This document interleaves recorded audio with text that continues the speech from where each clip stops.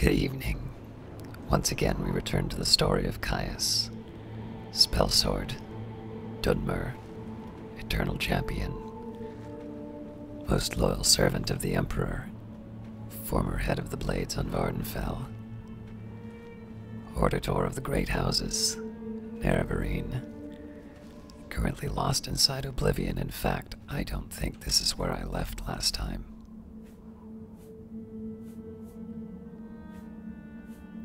No, this is disappointing. I suspect I've lost a little bit of progress since last time. Or maybe not.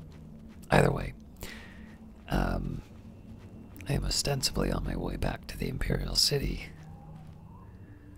But before I do that, I need to try and close this portal to Oblivion.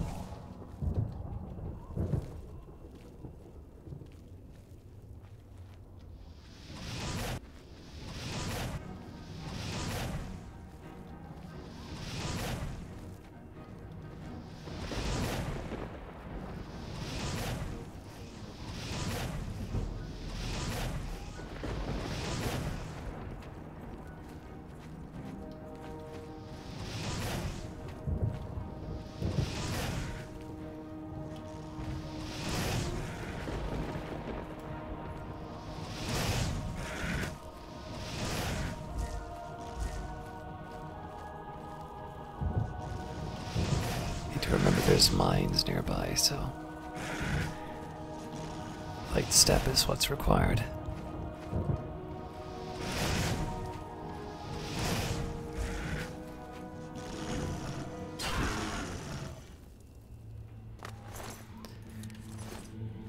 Alright, now my suspicion is I need to head back to the tower to unlock more of these gates, but seeing as I'm here, let's see what's going on.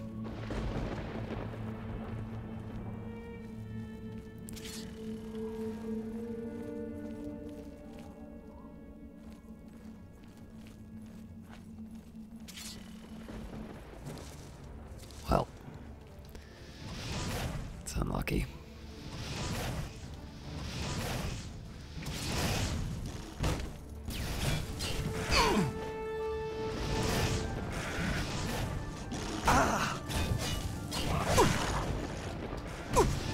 Ow.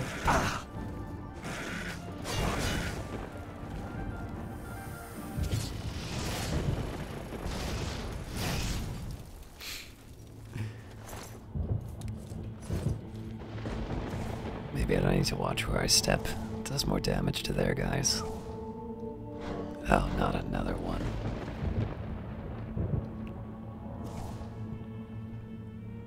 Well, I'm obviously not getting any rest in here.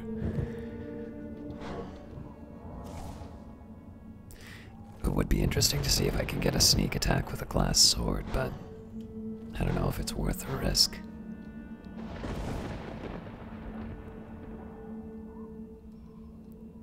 I think that was the gate I was worried about opening, but seeing as there's some already open here, the biggest challenge is I have no idea really where I'm going inside of Oblivion.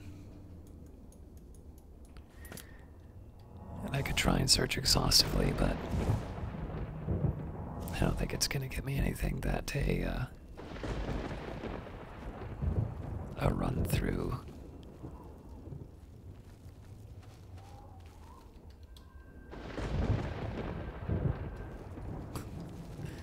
Yeah, no surprise that didn't work.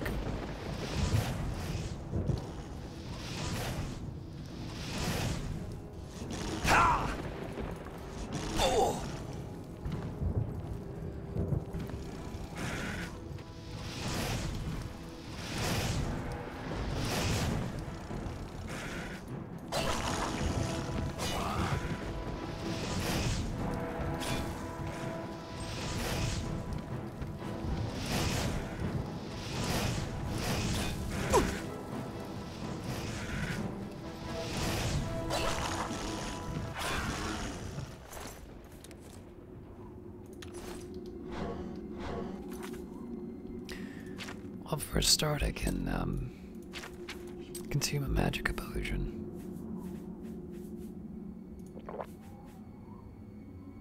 This one would have been better.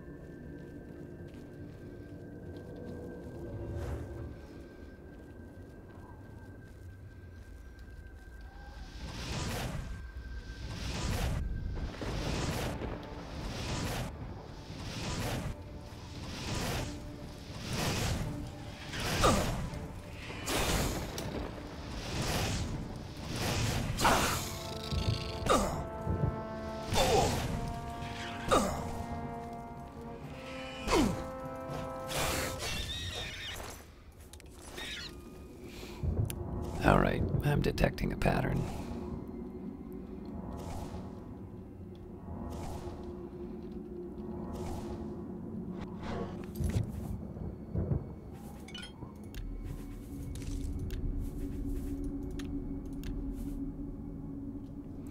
Alright, cure disease is a really good one. I wanted to hold on to that for as long as I could.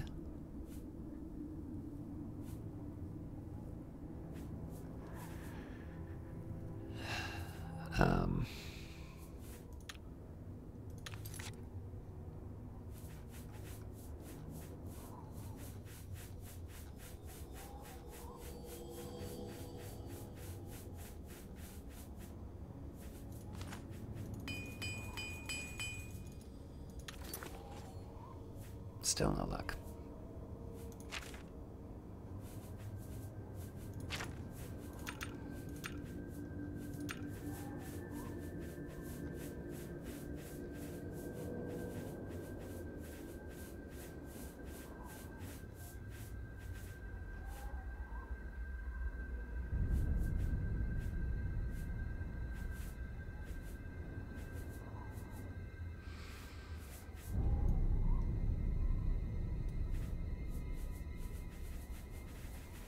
All of these are a waste.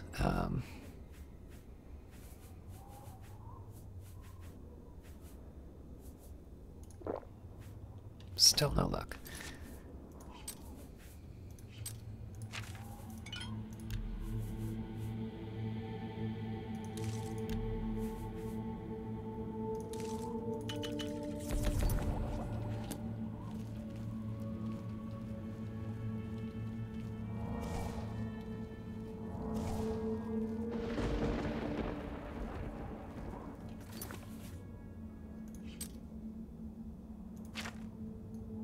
Looks like this is just about back to wherever I've been before.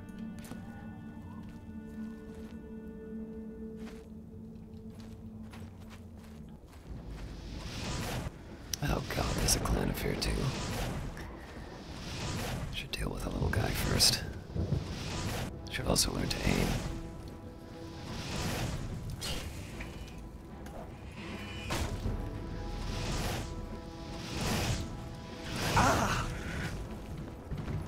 I'm stuck. Ah.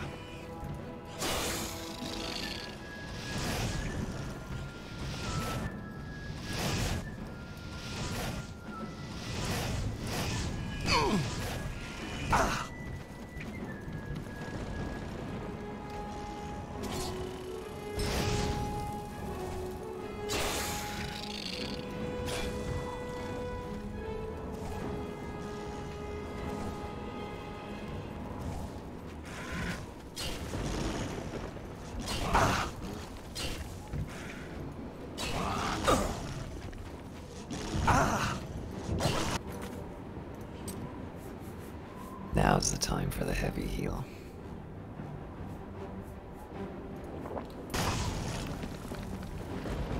Ah, wrong one.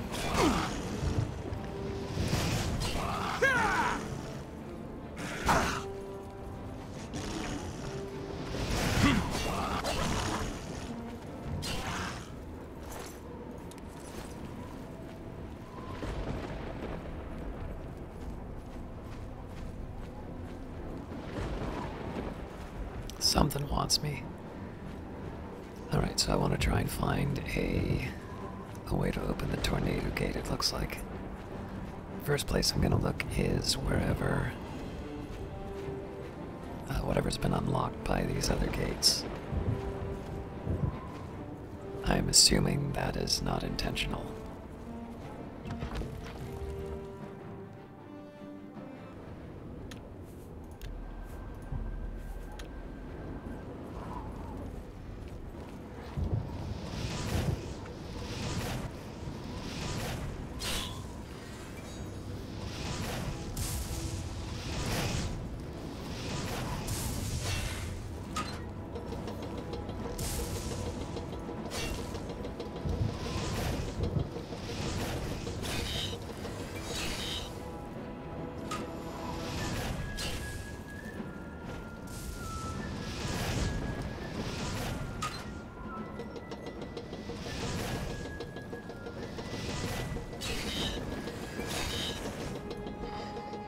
keep forgetting about these stings.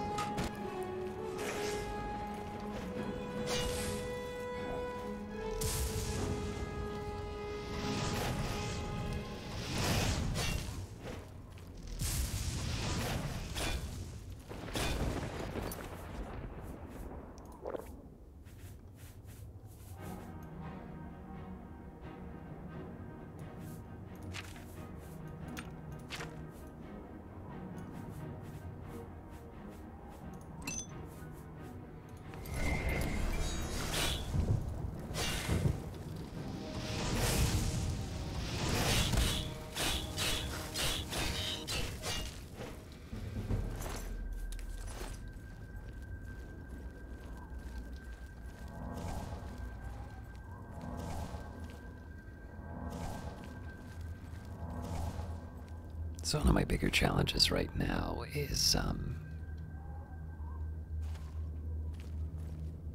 these the same thing? Yep.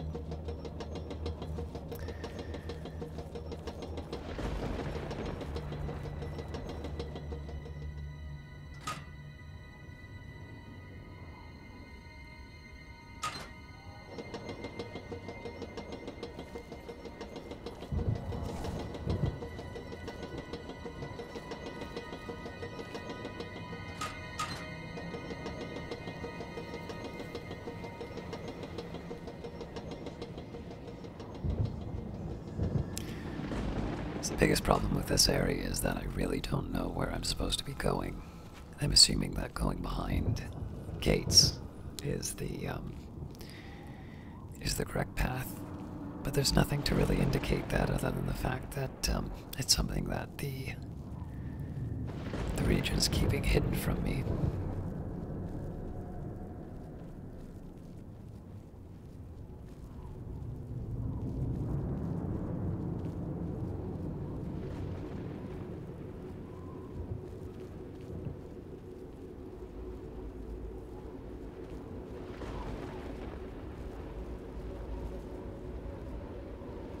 I don't think I'm going to be able to sneak it, but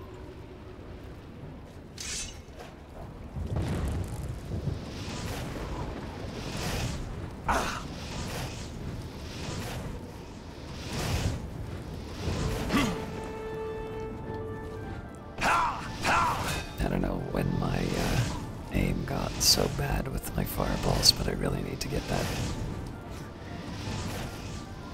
Really need to get that fixed.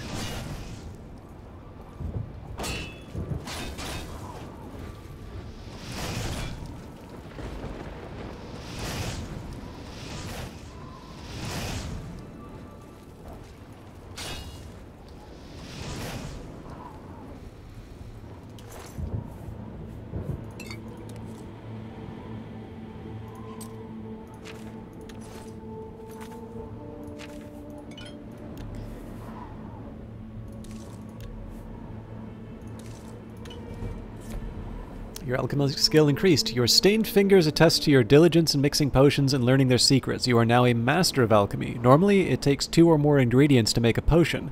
As a master alchemist, you can create a potion from a single ingredient. Oh boy.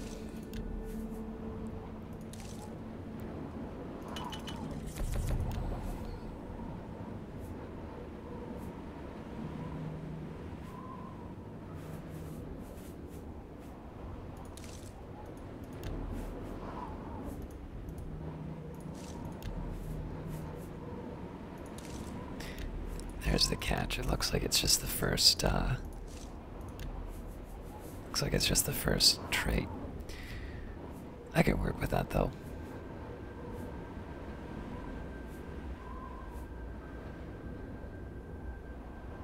Oh, this is so easy. I actually should be careful about that, because I'm gonna have a lot of potions.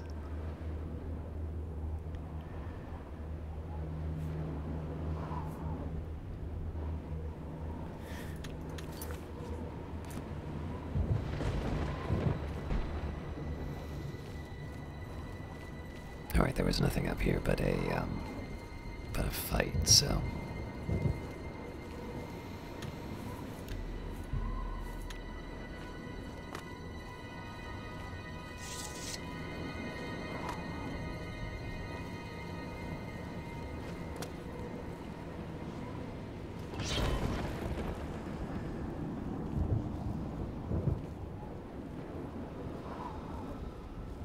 Something tells me that I've already been here. Certainly looks like it, but we don't seem to have been on the other side of the building, so...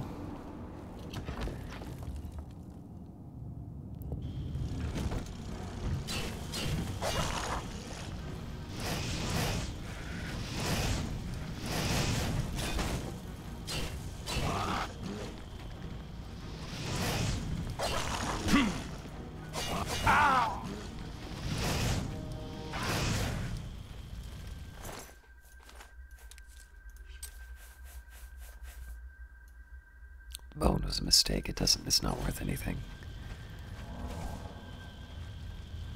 Alright, so this seems like the sort of place where I might be able to close the portal.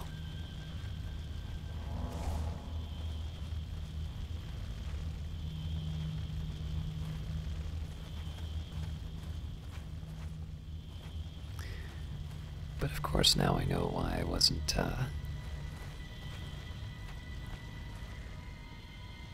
wasn't able to get very far. Because I can do one of these.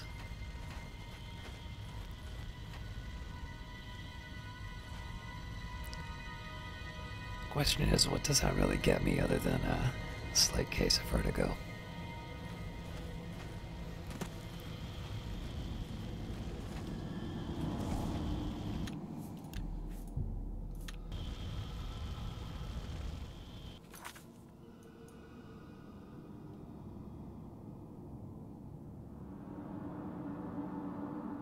So I'm going to assume that the target is just going to get me to the gate.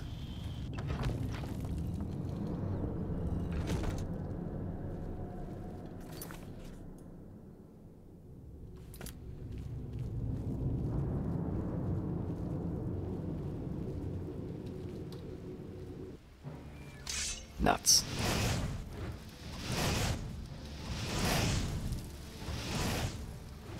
So I gotta dump my magic out as quickly as possible for reasons that will become apparent in just a second.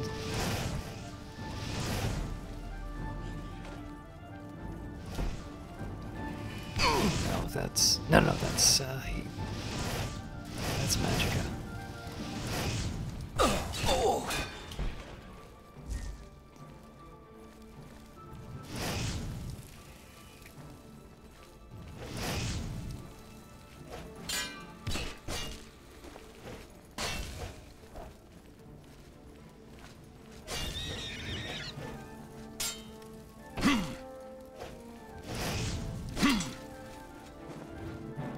Did I just break? No, he probably disarmed me.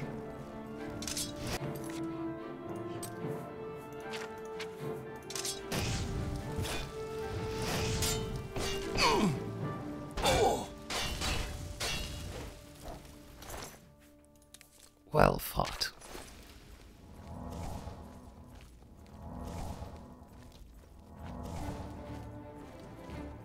Now, who's mad now?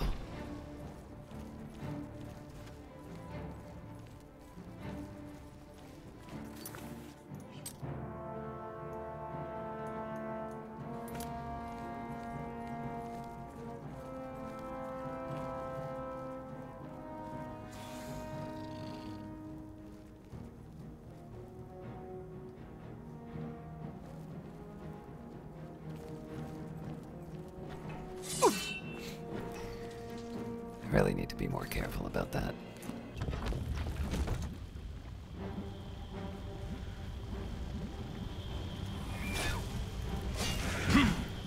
Oh, good lord.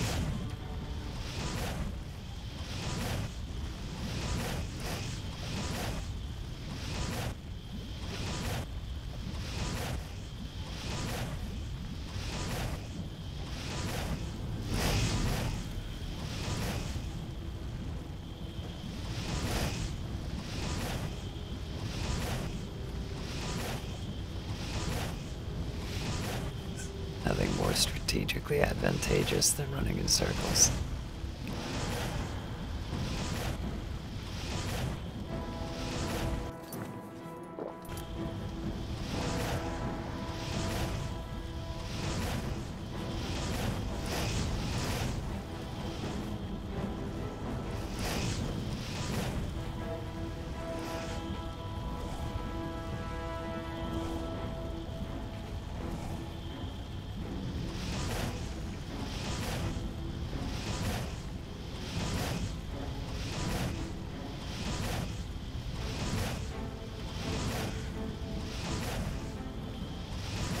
So I think I can take any one of those on in isolation.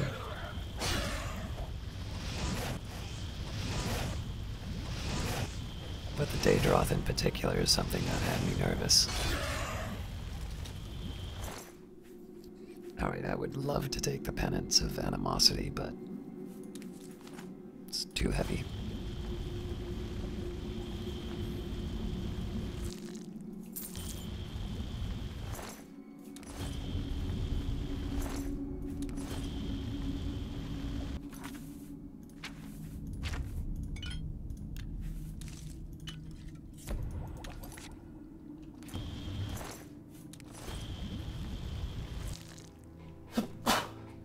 Excuse me.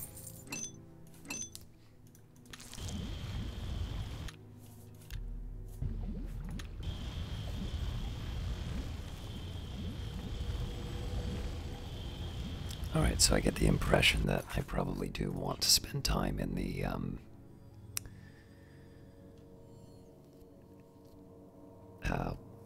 what is this called?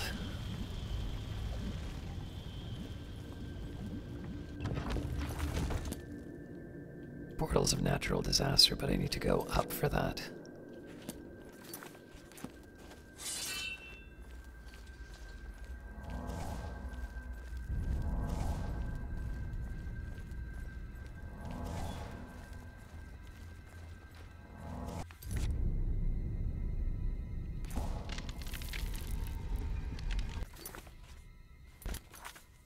Let's see what's down below first.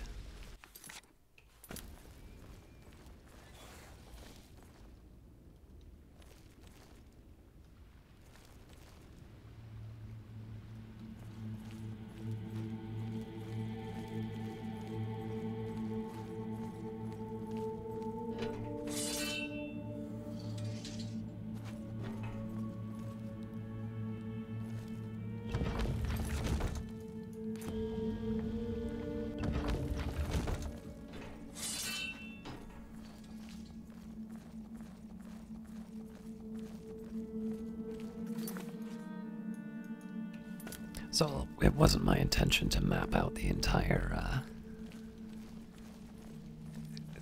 plane, but circumstances have possibly forced me.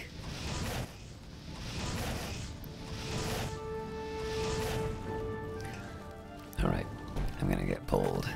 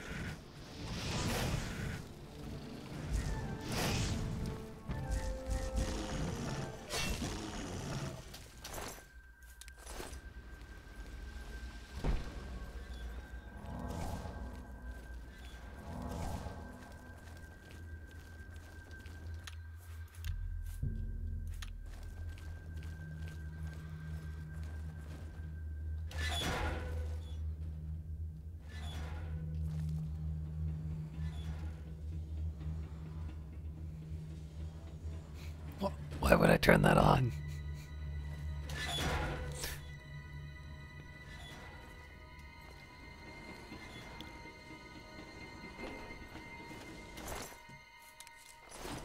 Oh, this is a bad time to get encumbered.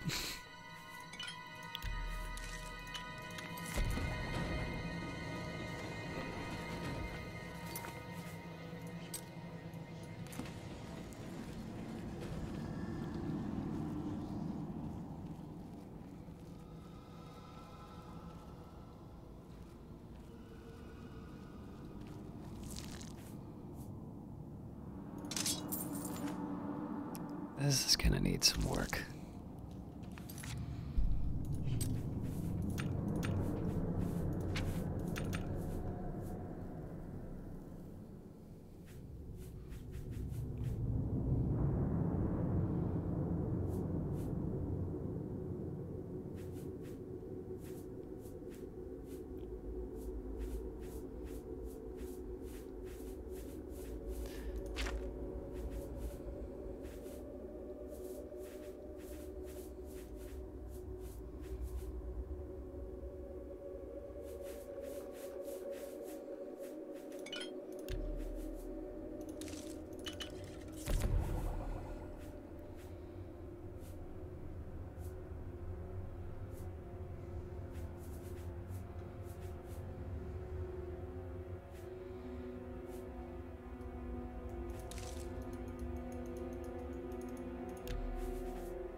Oh, here's an interesting thought.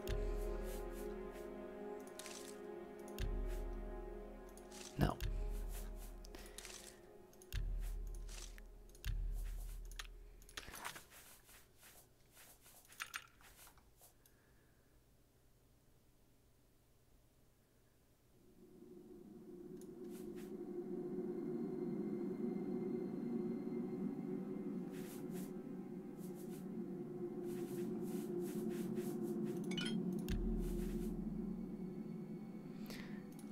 This doesn't really get me anything, so...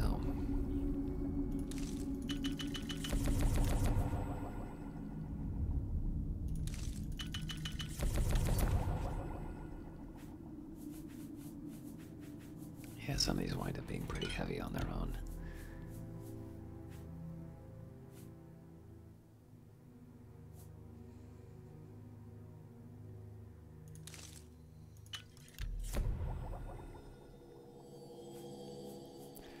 I'm going to try and get rid of anything that doesn't have a property that I really want. So Restore Endurance is actually something that's very helpful. That's the only thing I would really use it for. Cure Paralysis, on the other hand, is something that I would combine. So I gotta figure that out. Invisibility, I might.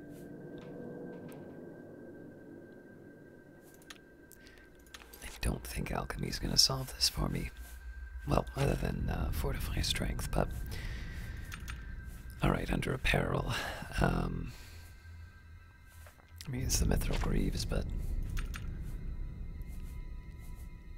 oh, well, you know, the Dwarven War Axe isn't really worth that much. I suppose the arrows aren't either, but... problem solved.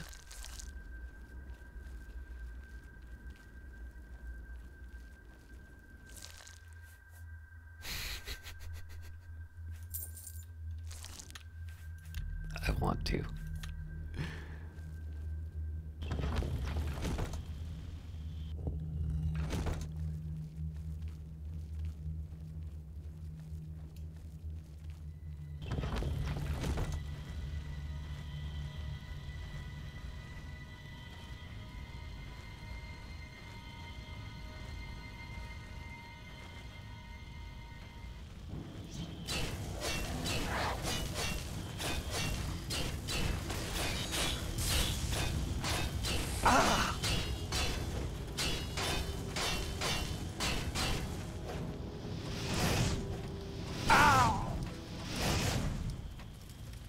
Probably should have,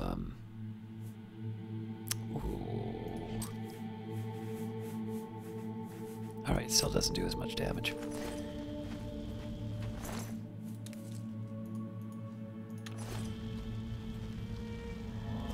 I wanted to see if I could get some souls, but it's a little overeager.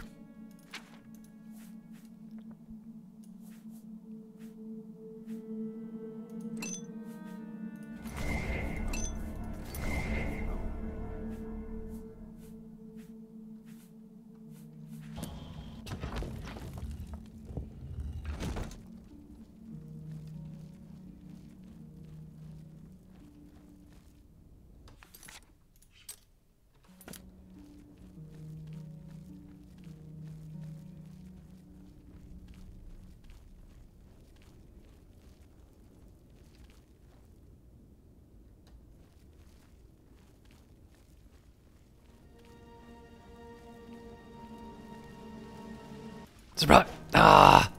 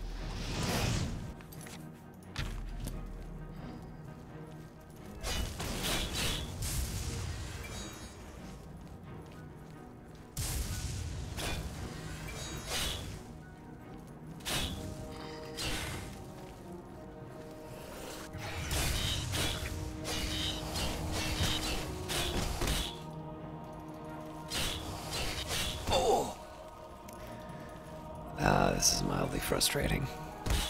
So it seems like most of the damage is coming from the magicka.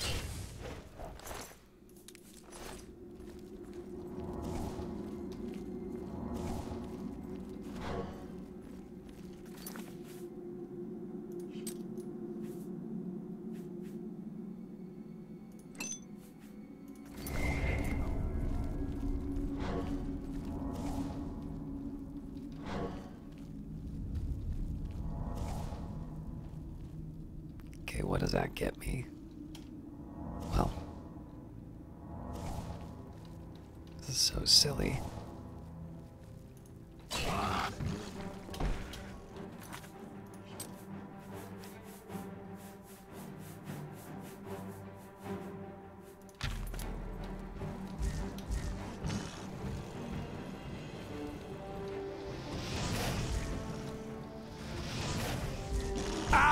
This better be worth it.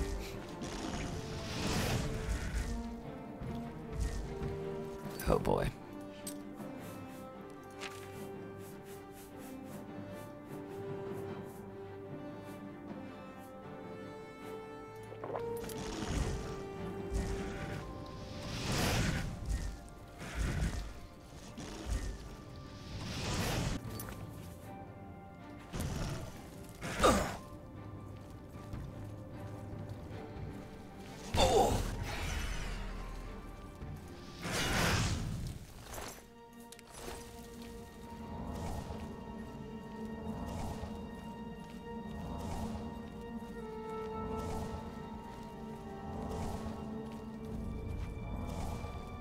All in all, that trade probably wasn't worth it. But I did want to take a second and see if there was anything else in the region.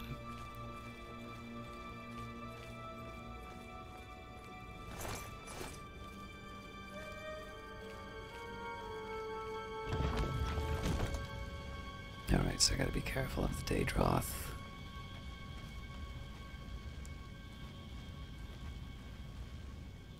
Alright, there is more than one.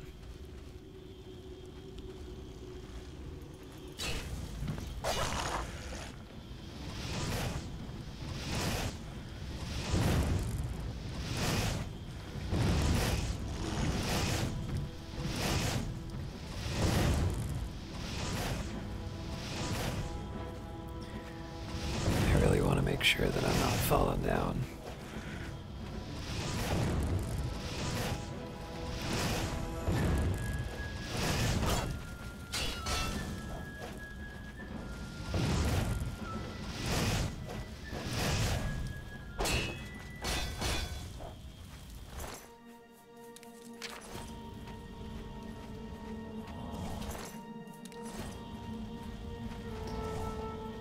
Alright, this is a little bit different from what I was expecting. I was thinking that there might be something that I could close the portal with here.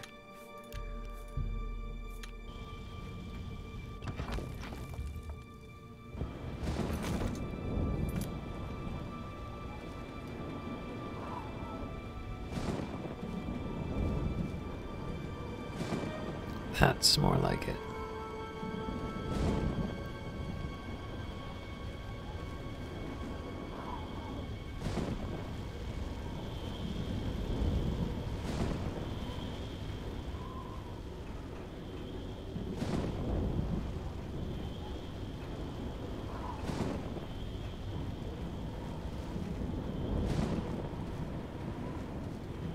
Somebody saw me.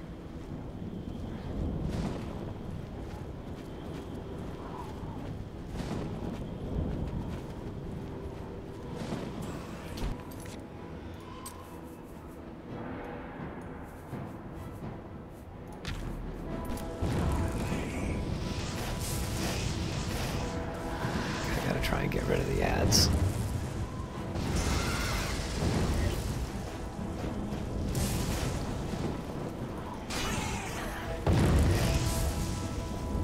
Oh, this is bad.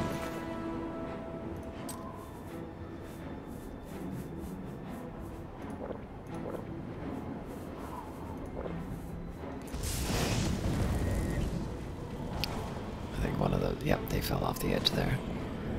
I'll use that to my advantage.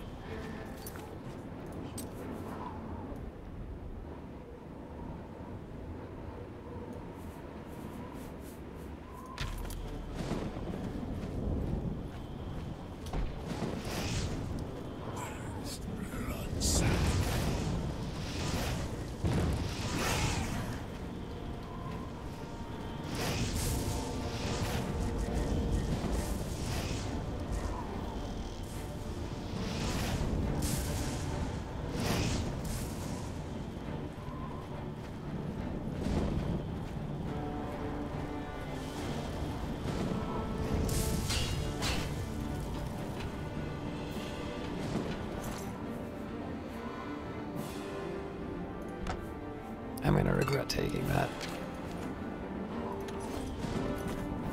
Oh, I can't do alchemy right now.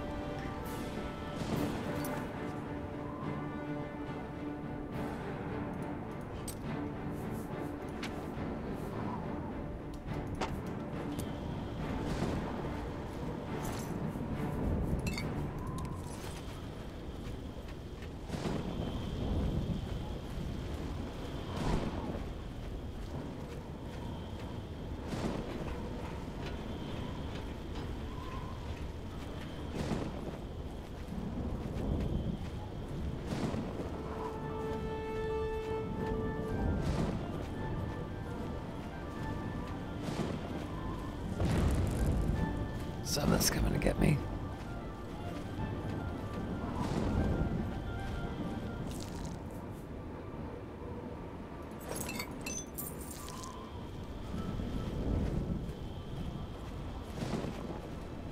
Are the Antronachs real?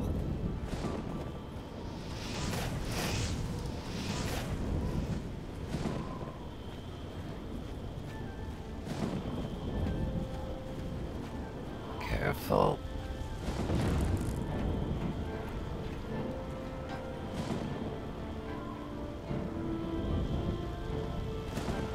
I feel like my life detect should be identifying my attacker.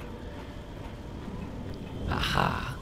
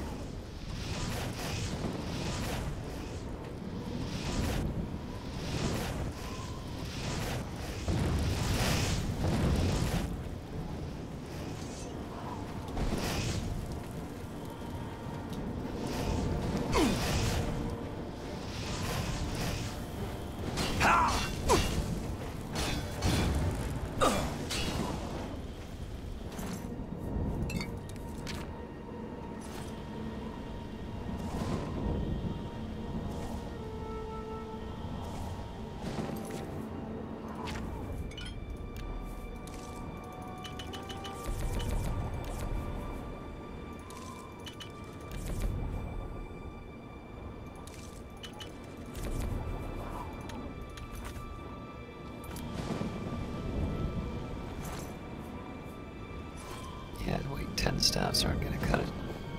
It's a pity.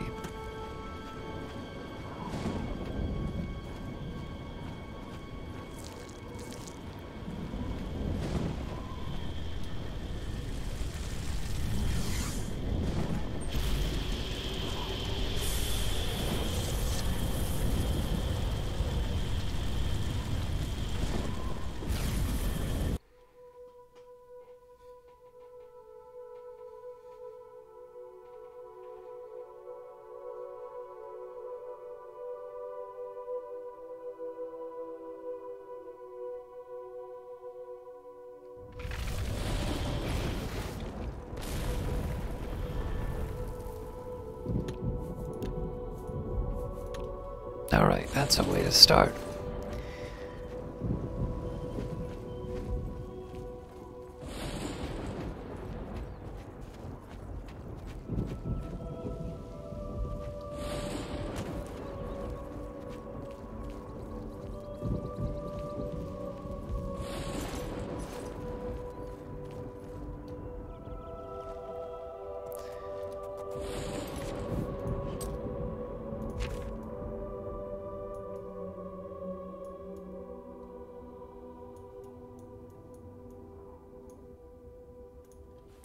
It says a gate to Oblivion, but I don't see it.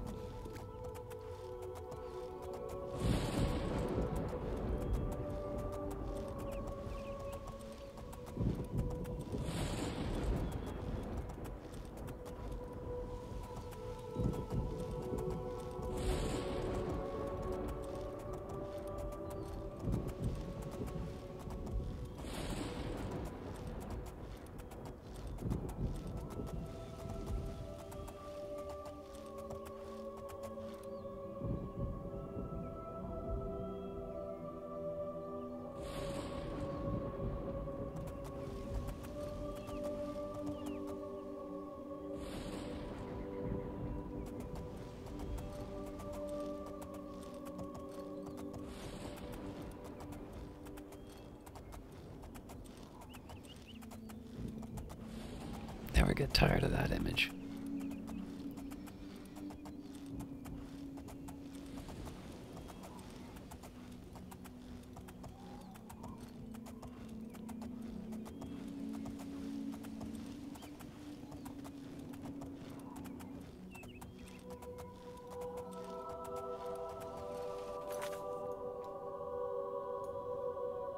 Curious about what that symbol means.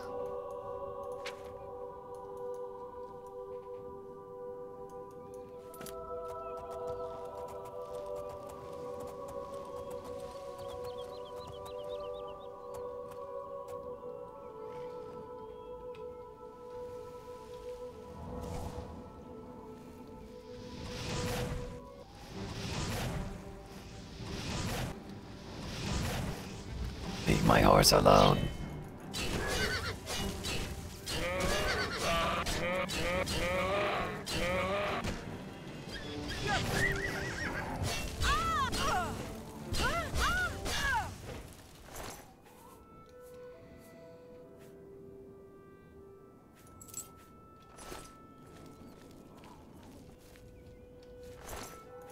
I did want the mithril boots, but they were just shy of my weight requirements.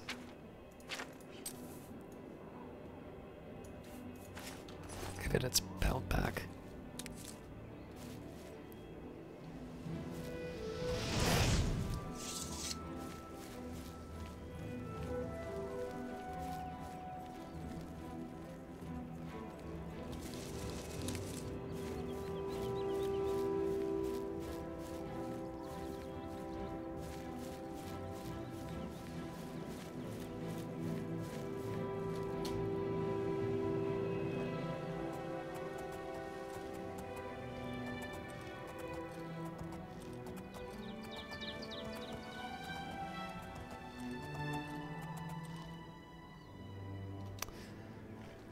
So I'm a little tempted to check this out.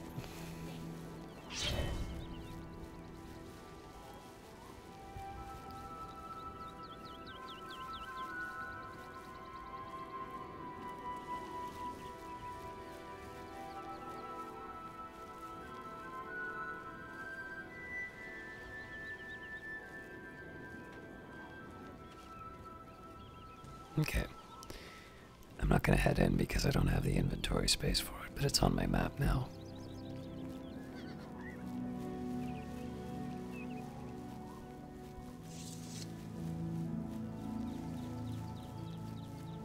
If it's a fight you want, Are you? fight you'll get. No! I'm just warming up, you pathetic worm. Why would they randomly attack the horse? That's so frustrating. Am I supposed to be impressed?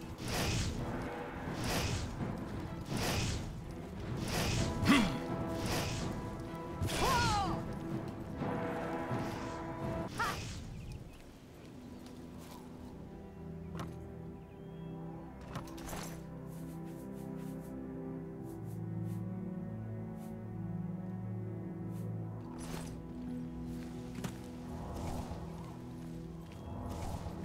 So I don't know if that's unconscious or well and truly dead, but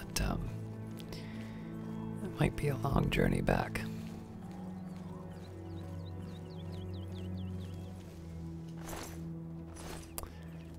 Yep.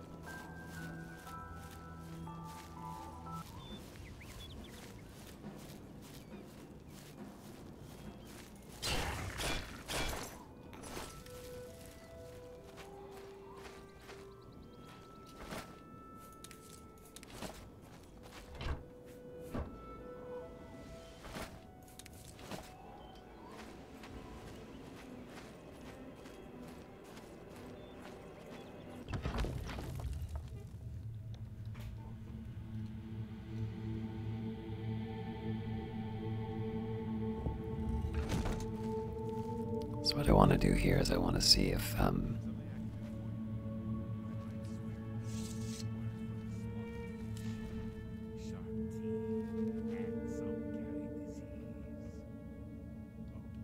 long.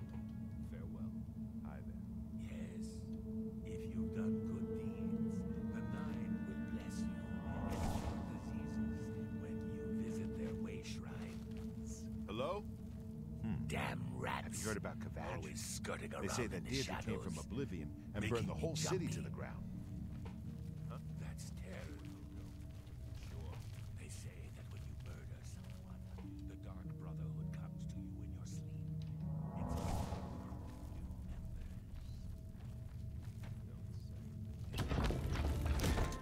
It's a So I wanted to see if I can get the horse back by going in somewhere and reloading.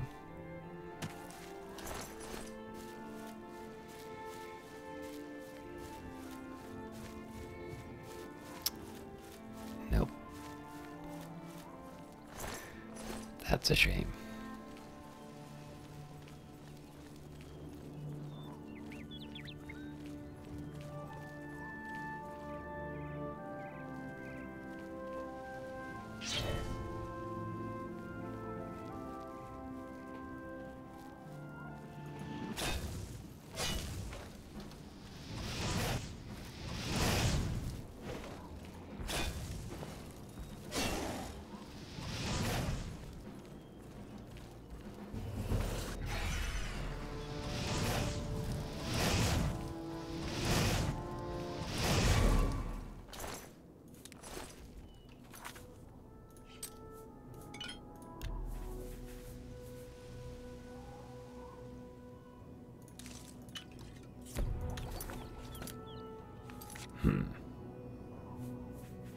Good Lord.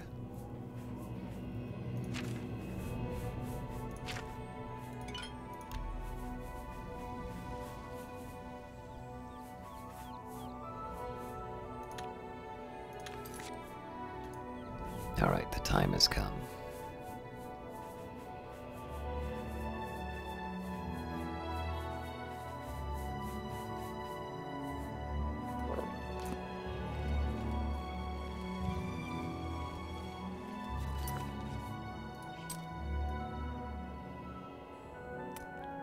I have a long way to go. Maybe I should just try and swim it.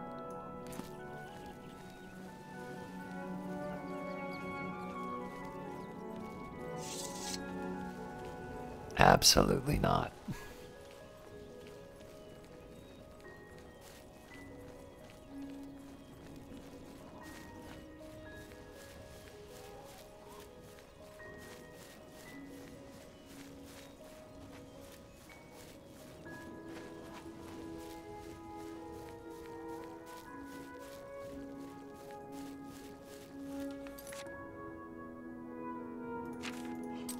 I don't think I'm gonna make it, but oh,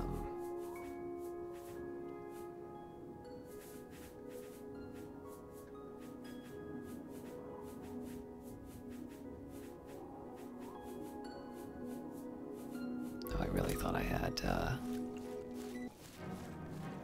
speed.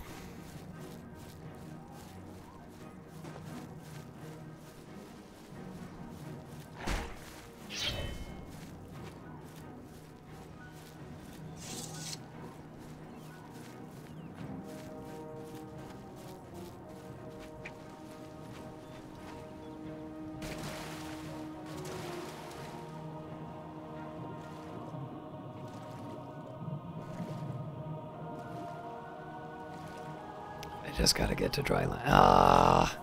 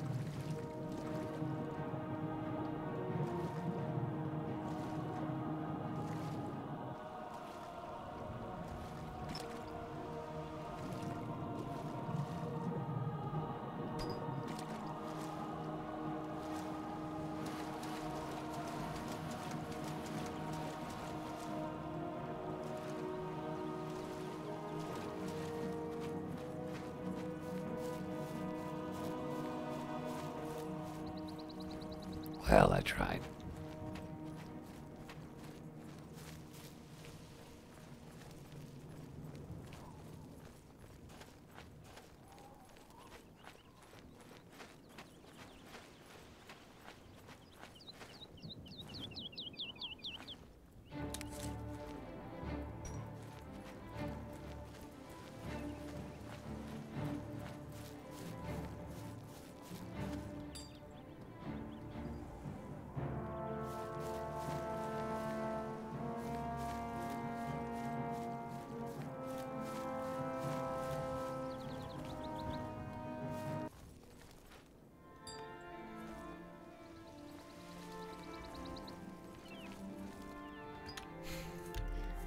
Feel like I do not want to have to do all this again. And I am trying to lock in, even if something negative happens, like losing the horse. I'm trying to keep that,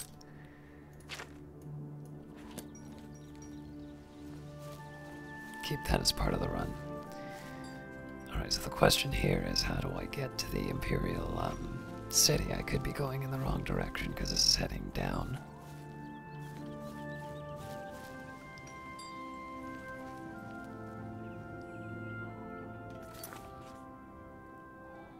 Yeah, this is heading closer to the prison than anything else.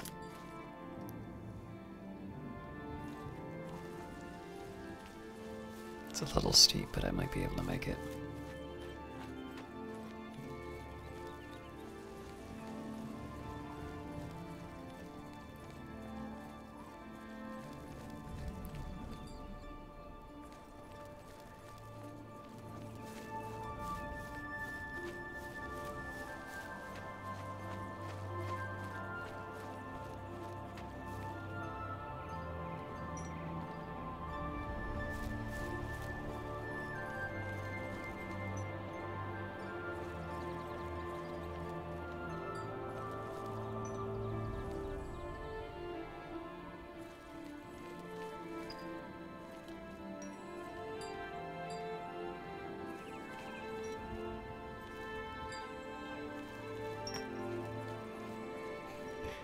Glad I've got sturdy bottles.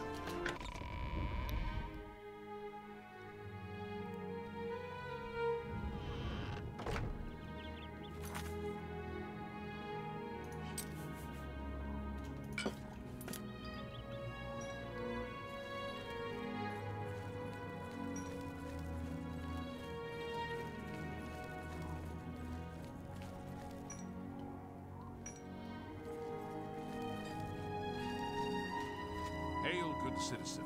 How can I be of service?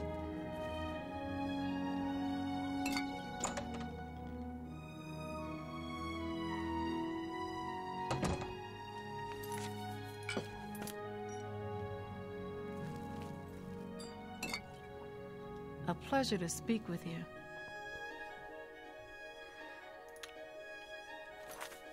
Should probably prepare before I start.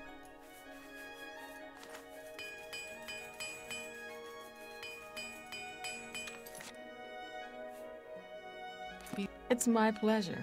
Please continue. Certainly. May I interest you in some of my fine...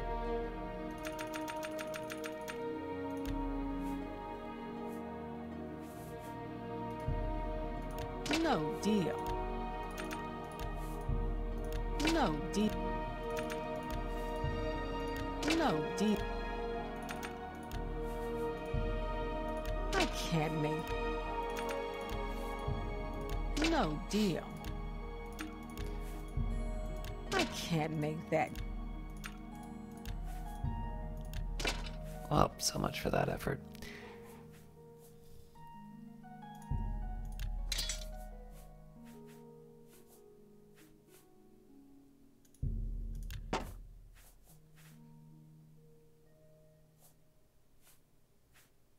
Sadly, these don't have the armor I need. And that's...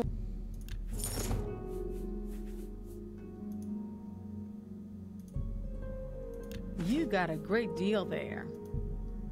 That's a... You drive a hard bargain.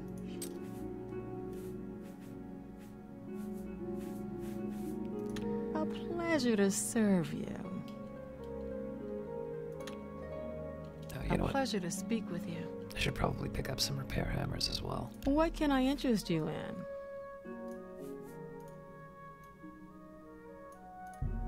I left. Come back and see me again. Farewell.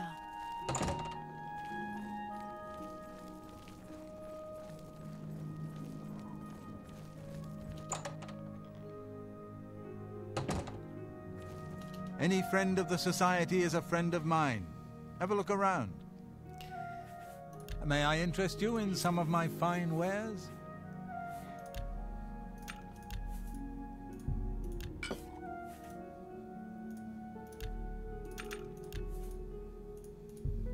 Oh, you need to make a... You're trying to drive... I tried.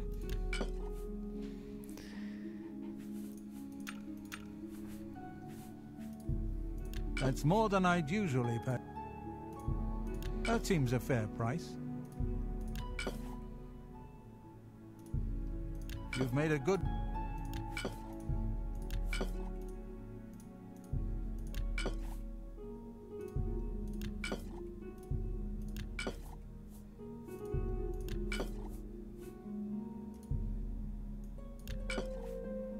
So I would normally, I'd normally take care of these with, but they're a weight of 0.5, so it's a little heavy to keep around just in case.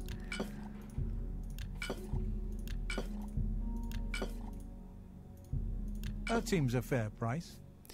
I've got 14 cure paralysis though, so...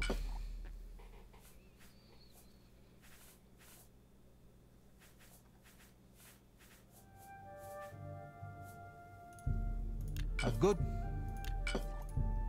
That's a good deal. Thank you. Come again.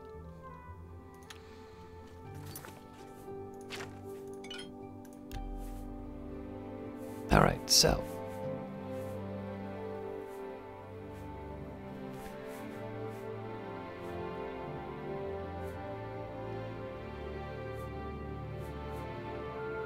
It's got a fortify speed, so the way I build things now is totally different.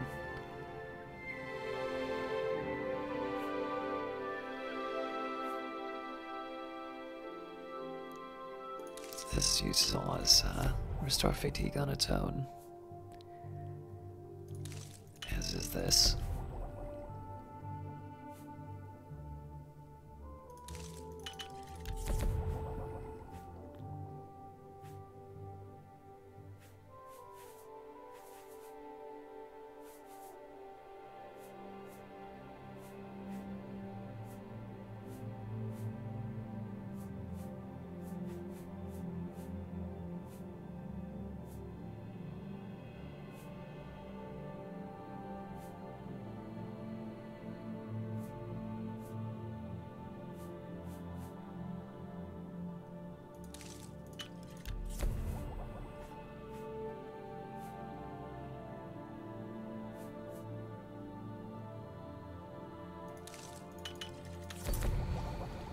Take any friend of the...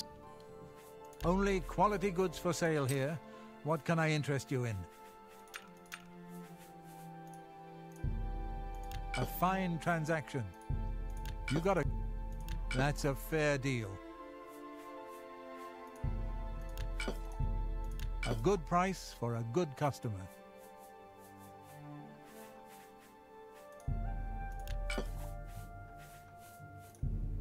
That's a good deal. Thank you for your patronage. Goodbye. All right. Things are starting to look up. Is there anything in my inventory that I want to get rid of? These are definitely for my home.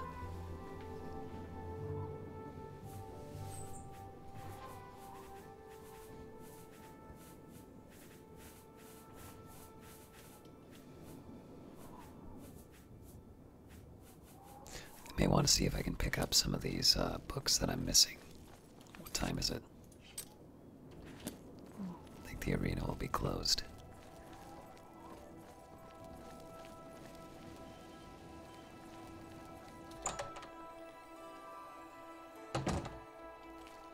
What can I do for you?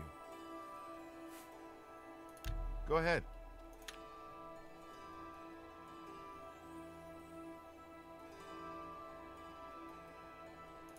Oh, please. You're a big, fat liar. That's really now. You're such a charmer. You're wasting your breath. Blah, blah. Good one. Really now. You're such a charmer.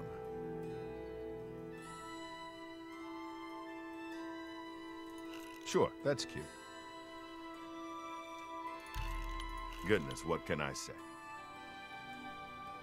Is that so? Oh, that You're was full bad. of it. Not bad at all.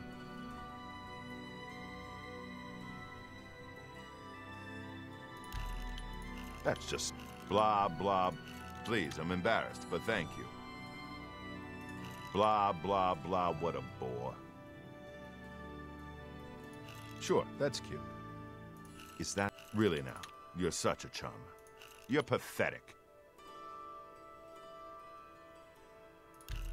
Goodness, what can I say? You can't. That's pretty good. You're good. Can I interest you in some of my wares? Alright, so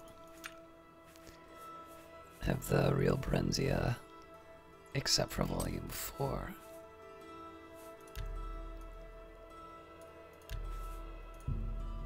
No deal. No deal. I can't make that.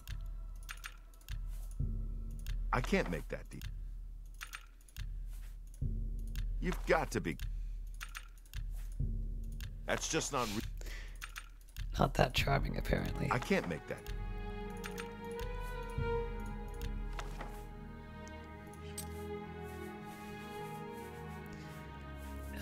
The Mystery of Talara, and A Dance in the Fire.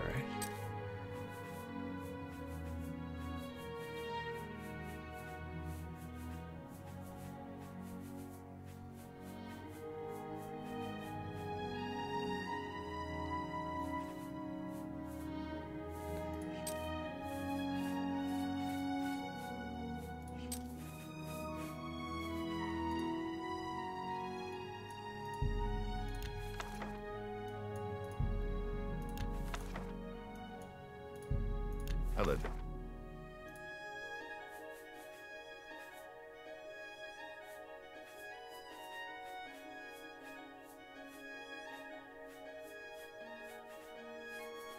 There is a lot to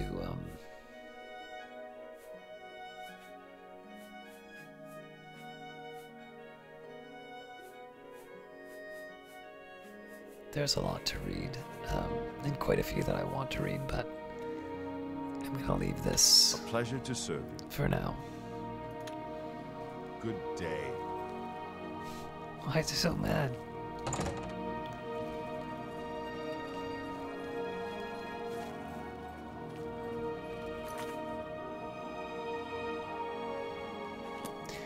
Alright, let's see if I can get to the arena.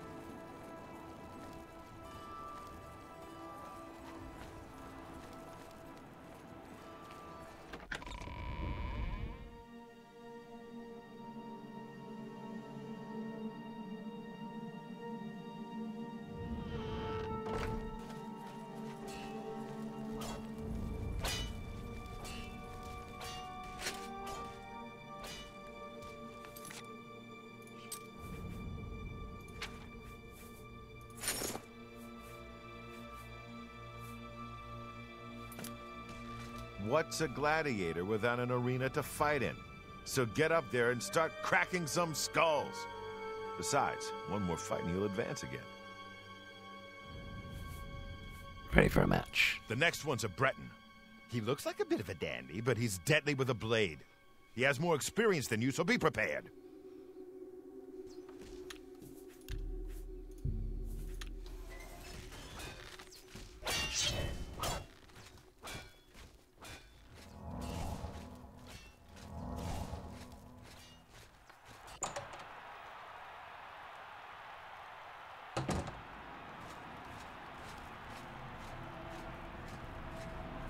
Good people of the Imperial City, welcome to the arena. You've prayed for it, and these combatants have bled for it. A high-stakes advancement match. Let's see who has what it takes to be your new hero.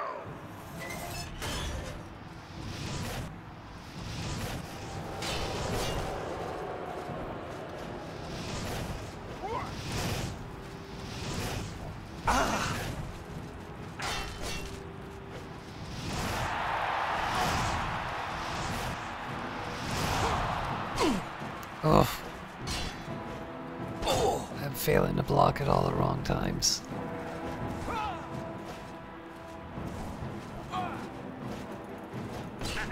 You'll never leave this arena alive.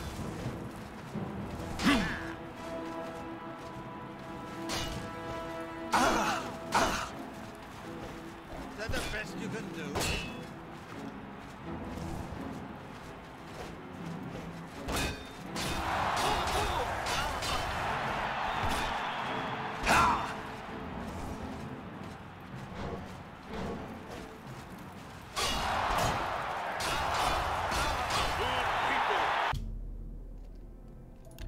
Oops, I forgot about that. Winner.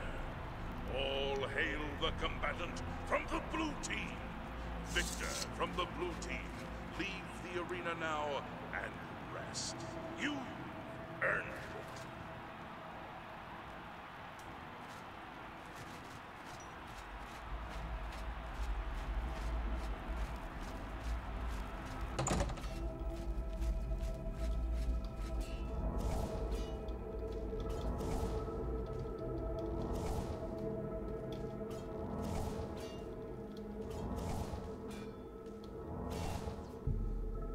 You wash the grime of battle from your body and feel completely rejuvenated.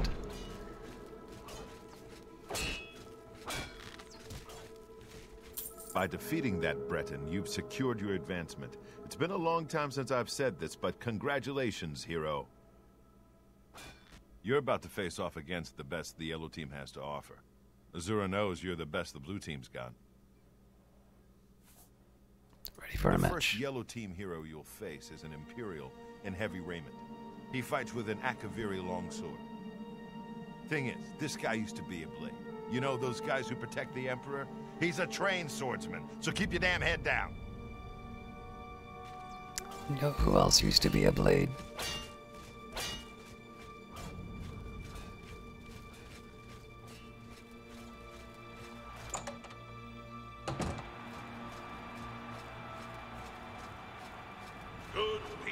the Imperial City, welcome to the arena. Behold, as two heroes meet in the fighting pit for an epic battle worthy of song. Combatants, begin!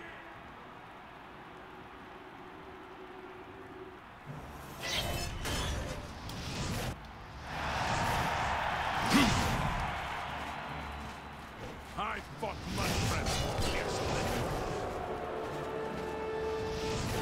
Victory will be mine!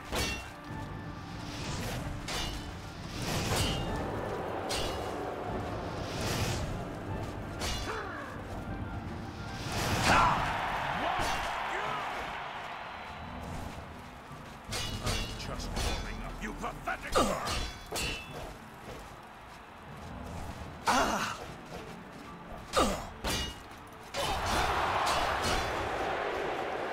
What's the matter? Getting tired?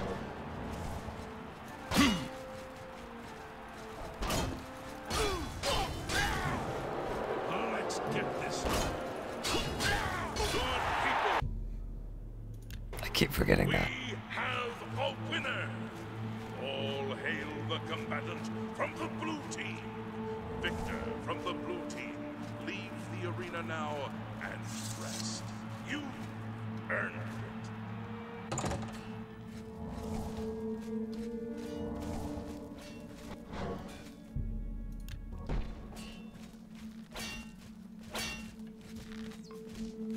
Defeating an arena hero is one thing, but defeating a former member of the Blades? You must be blessed by the divines or something, my friend. You're a hero, my friend. That crowd is out there for one reason, to see you destroy the yellow team. Now go give them what they want. That's what I'm here for. I know. Sometimes I wish we'd run the matches through the night, too. But the yellow team needs their beauty sleep. Alright, I guess it's time for bed then. Get a move on.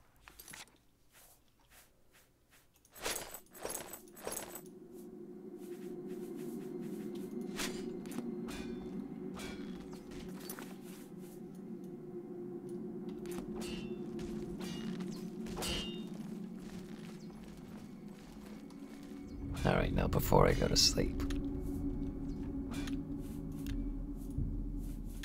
I'm gonna get some reading in.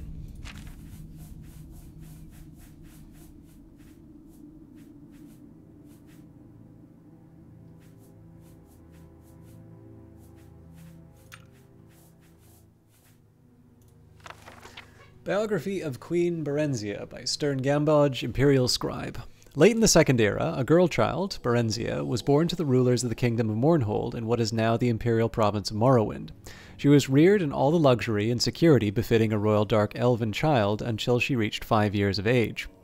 At that time, His Excellency Tiber Septim I, the first Emperor of Tamriel, demanded that the decadent rulers of Morrowind yield to him and institute imperial reforms. Trusting to their vaunted magic, the Dark Elves impudently refused until Tiber Septim's army was on the borders. An armistice was hastily signed by the now eager Dunmer, but not before there were several battles, one of which laid waste to Mournhold, now called Almalexia. Little Princess Borenzia and her nurse were found among the wreckage. The Imperial General Symmachus, himself a Dark Elf, suggested to Tiber Septim that the child might someday be valuable, and she was therefore placed with a loyal supporter who had recently retired from the Imperial army. Sven Edvardson had been granted the title of Count upon his retirement. His fiefdom, Darkmoor, was a small town in central Skyrim. Count Sven and his wife reared the princess as their own daughter, seeing to it that she was educated appropriately, and more importantly, that the imperial virtues of obedience, discretion, loyalty, and piety were instilled in the child. In short, she was made fit to take her place as a member of the new ruling class of Morrowind.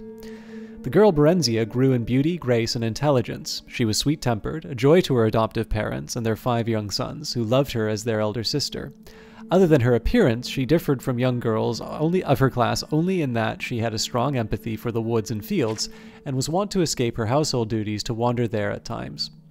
Borenzia was happy and content until her 16th year, when a wicked orphan stable boy, whom she had befriended out of pity, told her that he had overheard a conspiracy between her guardian, Count Sven, and a Redguard visitor to sell her as a concubine in Riyadh, as no Nord or Breton would marry her on account of her black skin, and no Dark Elf would have her because of her foreign upbringing. "Whatever shall I do?" the poor girl said, weeping and trembling, for she had brought up in innocence and trust, and it had never occurred to her that her friend the stable boy would lie to her. The wicked boy, who was called Straw, said that she must run away if she valued her virtue, but that he would come with her as her protector. Sorrowfully, Borenzia agreed to this plan, and that very night she disguised herself as a boy, and the pair escaped to the nearby city of Whiterun. After a few days there, they managed to get jobs as guards for a disreputable merchant caravan. The caravan was headed east by side roads in the mendacious attempt to elude the lawful tolls charged on the imperial highways. Thus the pair eluded pursuit until they reached the city of Riften, where they ceased their travels for a time. They felt safe in Riften, close as it was to the Morrowind border, so that the Dark Elves were a common enough sight. Biography of Queen Borenzia, Volume 2, by Stern Gamboj, Imperial Scribe. The first volume of this series told the story of Borenzia's origin, heiress to the throne of Mournhold, until her father rebelled against His Excellency Tiber Septim I and brought ruin to the province of Morrowind. Thanks largely to the benevolence of the Emperor, the child Borenzia was not destroyed with her parents, but reared by Count Sven of Darkmoor, a loyal imperial trustee. She grew up into a beautiful and pious child, trustful of her guardian's care. This trust, however, was exploited by a wicked orphan stable boy at Count Sven's estate, who, with lies and fabrications, tricked her into fleeing Darkmoor with him when she turned 16. After many adventures on the road, they settled in Riften, a Skyrim city near the Morrowind borders. The stable boy Straw was not altogether evil. He loved Borenzia after his own selfish fashion, and deception was the only way he could think of that would cement possession of her. She, of course, felt only friendship towards him, but he was hopeful that she would gradually change her mind. He wanted to buy a small farm and settle down into a comfortable marriage, but at the time his earnings were barely enough to feed and shelter them. After only a short time in Riften, Straw fell in with a bold, villainous Khajiit thief named Theris, who proposed that they rob the Imperial Commandant's house in the central part of the city. Theris said that he had a client, a traitor to the Empire, who would pay well for any information they could gather there. Borenzia happened to overhear this plan and was appalled. She stole away from their rooms and walked the streets of Riften in desperation, torn between her loyalty to the Empire and her love for her friends. In the end, loyalty to the Empire prevailed over personal friendship, and she approached the Commandant's house, revealed her true identity, and warned him of her friend's plan. The Commandant listened to her tale, praised her courage, and assured her that no harm would come to her. He was none other than General Symmachus, who had been scouring the countryside in search of her since her disappearance, and had just arrived in Riften, hot in pursuit. He took her into his custody, and informed her that, far from being sent away to be sold, she was to be reinstated as the Queen of Mournhold as soon as she turned 18. Until that time, she was to live with the Septim family in the newly built Imperial City, where she would learn something of government and be presented at the Imperial Court. At the Imperial City, Borenzia befriended the Emperor Tiber Septim during the middle years of his reign. Tiber's children, particularly his elder son and heir Pelagius, came to love her as a sister. The ballads of the day praised her beauty. The ballads of the day praised her beauty, chastity, wit, and learning. On her 18th birthday, the entire Imperial City turned out to watch her farewell procession, preliminary to her return to her native land. Sorrowful as they were at her departure, all knew that she was ready for her glorious destiny as the sovereign of the Kingdom of Mournhold. Biography of Queen Borenzia, Volume 3, by Stern Gamboj, Imperial Scribe. In the second volume of this series, it was told how Borenzia was kindly welcomed to the newly constructed Imperial City and the Emperor Tiber Septim and his family, who treated her like a long-lost daughter during her almost one-year stay. After several happy months, there learning her duties as a vassal queen under the Empire, the Imperial General Symmachus escorted her to Mournhold, where she took up her duties as queen of her people under his wise guidance. Gradually they came to love one another, and were married and crowned in a splendid ceremony at which the Emperor himself officiated. After several hundred years of marriage, a son, Helseth, was born to the royal couple, amid celebration and joyous prayer. Although it was not publicly known at the time, it was shortly before this blessed event that the Staff of Chaos had been stolen from its hiding place deep in the Mournhold mines by a clever, enigmatic bar known only as the Nightingale. 8 years after Helseth's birth, Borenzia bore a daughter, Morgaia, named after Symmachus's mother, and the royal couple's joy seemed complete. Alas, shortly after that, relations with the Empire mysteriously deteriorated, leading to much civil unrest in Mournhold. After fruitless investigations and attempts at reconciliation, in despair, Borenzia took her young children and traveled to the Imperial City herself to seek the ear of then Emperor Uriel Septim VII. Symmachus remained in Mournhold to deal with the grumbling peasants and annoyed nobility, and to do what he could to stave off an impending insurrection. During her audience with the Emperor, Borenzia, through her magical arts, came to realize to her horror and dismay that the so-called Emperor was an impostor, none other than the bard Nightingale who had stolen the Staff of Chaos. Exercising great self-control, she concealed this realization from him. That evening, news came that Symmachus had fallen in battle with the revolting peasants of Mournhold, and that the kingdom had been taken over by the rebels. Borenzia, at this point, did not know where to seek help or from whom. The gods that fateful night were evidently looking out for her, as if in redress for her loss. King Edwir of High Rock, an old friend of Uriel Septim and Symmachus, came on a social call. He comforted her, pledged his friendship, and furthermore confirmed her suspicions that the Emperor was indeed a fraud, and none other than Jagar Tharn, the Imperial battle mage, and one of Nightingale's many alter egos. Tharn had supposedly retired into seclusion from public work and installed his assistant, Rhea Silmain, in his stead. The hapless assistant was later put to death under mysterious circumstances. Supposedly, a plot implicating her had been uncovered, and she had been summarily executed. However, her ghost had appeared to Edwir in a dream and revealed to him that the true Emperor had been kidnapped by Tharn and imprisoned in an alternate dimension. Tharn had used the Staff of Chaos to kill her when she attempted to warn the Elder Council of his nefarious plot. Together, Edwir and Borenzia plotted to gain the false Emperor's confidence. Meanwhile, another friend of Rhea's, known only as the Champion, who apparently possessed great, albeit then untapped, potential, was incarcerated at the Imperial dungeons. However, she had access to his dreams, and she told him to bide his time until she could devise a plan that would effect his escape. Then he could begin his mission to unmask the impostor. Borenzia continued to charm and evidently befriend the Erstaz Emperor. By contriving to read his secret diary, she learned that he had broken the Staff of Chaos into 8 pieces and hidden them in far-flung locations scattered across Tamriel. She managed to obtain a copy of the key to Rhea's friend's cell and bribed a guard to leave it there as if by accident. Their champion, whose name was unknown even to Borenzia and Edwir, made his escape through a shift gate that Rhea had opened in an obscure corner of the Imperial dungeons, using her already failing powers. The champion was free at last, and almost immediately went to work. It took Borenzia several more months to learn the hiding places of all 8 staff pieces, through snatches of overheard conversation and rare glances at Tharn's diary. Once she had the vital information, however, which she communicated to Rhea forthwith, who in turn passed it on to the champion, she and Edwir lost no time. They fled to Wayrest, his ancestral kingdom in the province of High Rock, where they managed to fend off the sporadic effort of Tharn's henchmen to haul them back to the Imperial City, or at the very least obtain revenge. Tharn, whatever else might be said of him, was no one's fool, save perhaps Borenzia's, and he concentrated most of his efforts towards tracking down and destroying the champion. As we now know, the courageous, indefatigable, and forever nameless champion, Caius, was successful in reuniting the 8 sundered pieces of the Staff of Chaos. With it, he destroyed Tharn and rescued the true Emperor, Uriel Septim VII.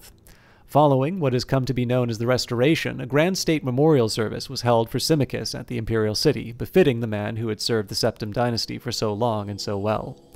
Borenzia and good King Edwir had come to care deeply for one another during their trials and adventures, and were married in the same year, shortly after their flight from the Imperial City. Her 2 children from her previous marriage with Symmachus remained with her, and the regent was appointed to rule Mournhold in her absence. Up to the present time, Queen Borenzia has been in Wayrest with Prince Helseth and Princess Morgaya. She plans to return to Mournhold after Edwir's death. Since he is already elderly when they wed, she knows that event, alas, cannot be far off, as the elves reckon time. Until then, she shares in the government of the kingdom of Wayrest with her husband, and seems glad and content with her finally quiet and happily unremarkable life.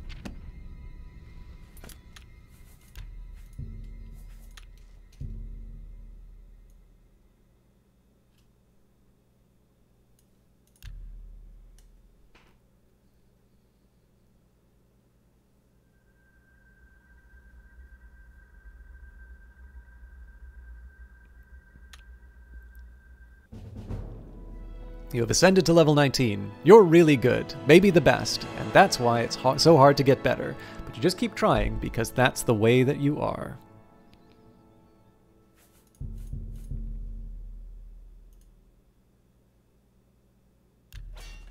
Probably should have saved after that, but there you have it.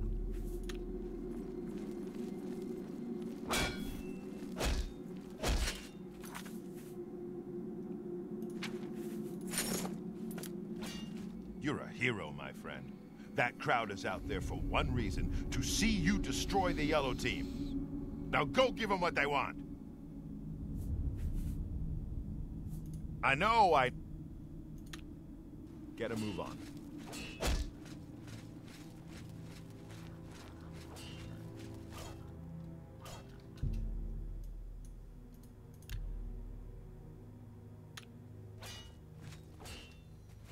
Cool.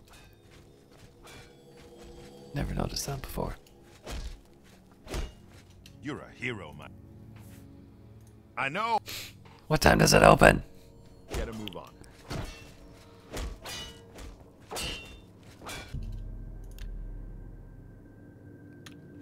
It was probably 9. I could have just sat around. You're a hero, my... Okay, hero. This next opponent is a high elf wizard. A master in the school of destruction. But wait, it gets worse. He also uses an enchanted shield called the Grey Aegis, which gives him some serious magic resistances. Your best bet is to just charge straight in. Press the attack, and don't give him a chance to let off a spell. I don't want to have to sweep your ashes out of the arena.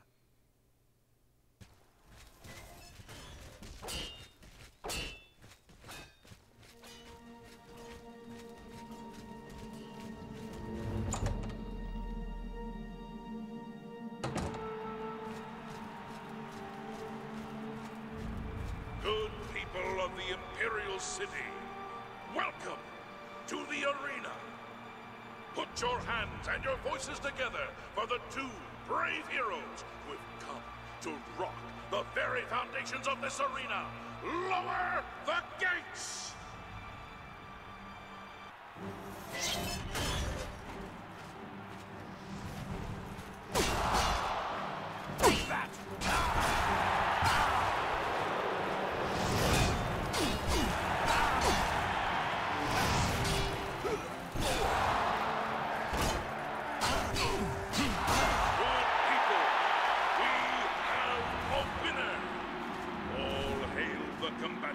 From the blue team. Victor from the blue team. Leave the arena now and rest. You earned it.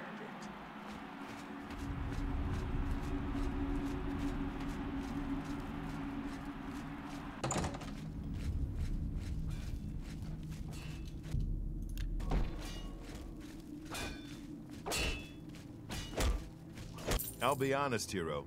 With the kinds of victories you've been having, I knew that elf didn't stand a chance. Here's your gold.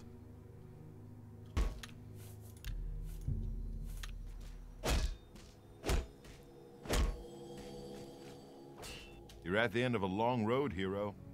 This is the last time you'll face off against the yellow team before being named champion. Go up to that arena and make sure the people of Cyrodiil never forget that it was you who brought the yellow team to its knees. All right, this is it. Your last fight against the yellow team. I guess you could say they saved the best for last. The 3 best, actually. Oh, good lord. You're up against a swordsman, an archer, and a spellcaster. 2 lower-level combatants, plus that yellow team champion you've seen down here. You beat all 3 and you get named champion. I know you can do this. Now get up there and show everyone why you're the best. Oh wait, there's one more thing. I sent Pork Chop the Boar up to the arena to help you out. He'll at least keep one of them distracted. Now, good luck. I gotta keep Pork Chop alive.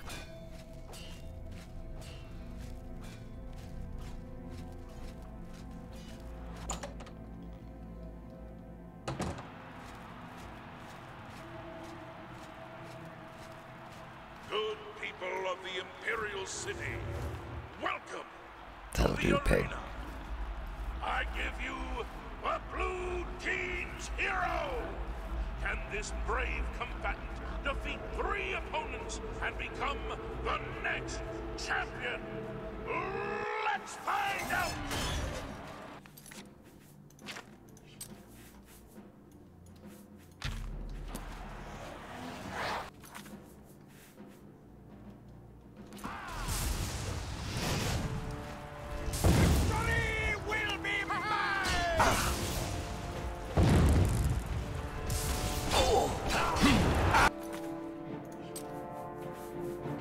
was not a good strategy.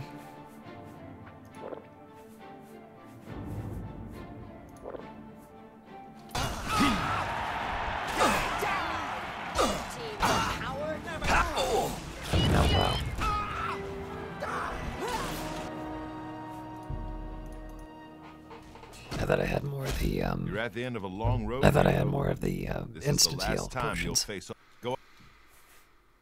All right. You. Oh.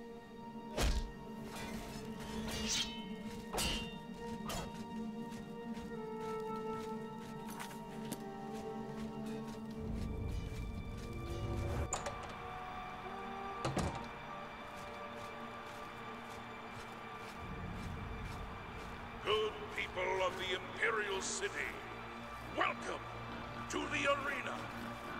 I give you the Blue Team's hero! Should probably do the same trick again with the Ancestral Guardian.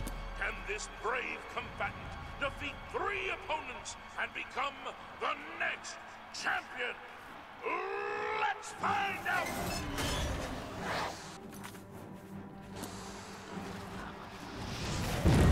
This is the part where you fall down.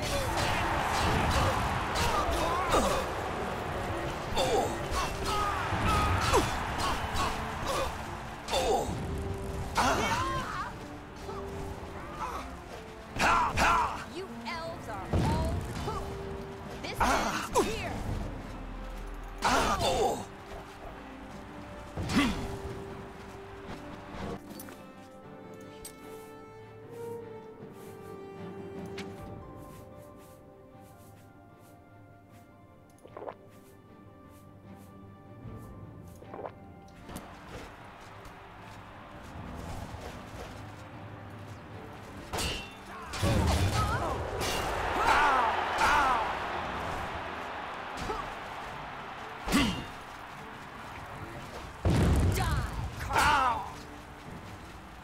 Close.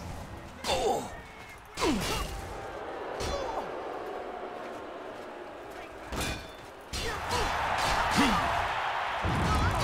the best the blue team has to offer. My crab's more fearsome than you. Oh, come on.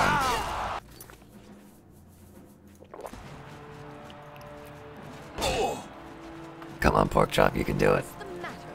Getting tired? Ha ha! The day's ours.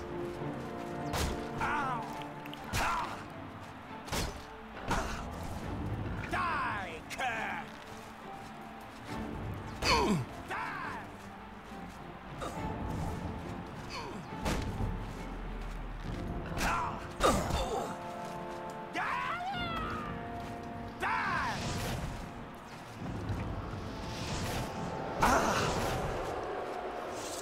By Shipji, we have a new champion! All hail the Blue Team! Victorious champion, return to the Bloodworks now and see the Blade Master. Well done! That'll do, pig. That'll do.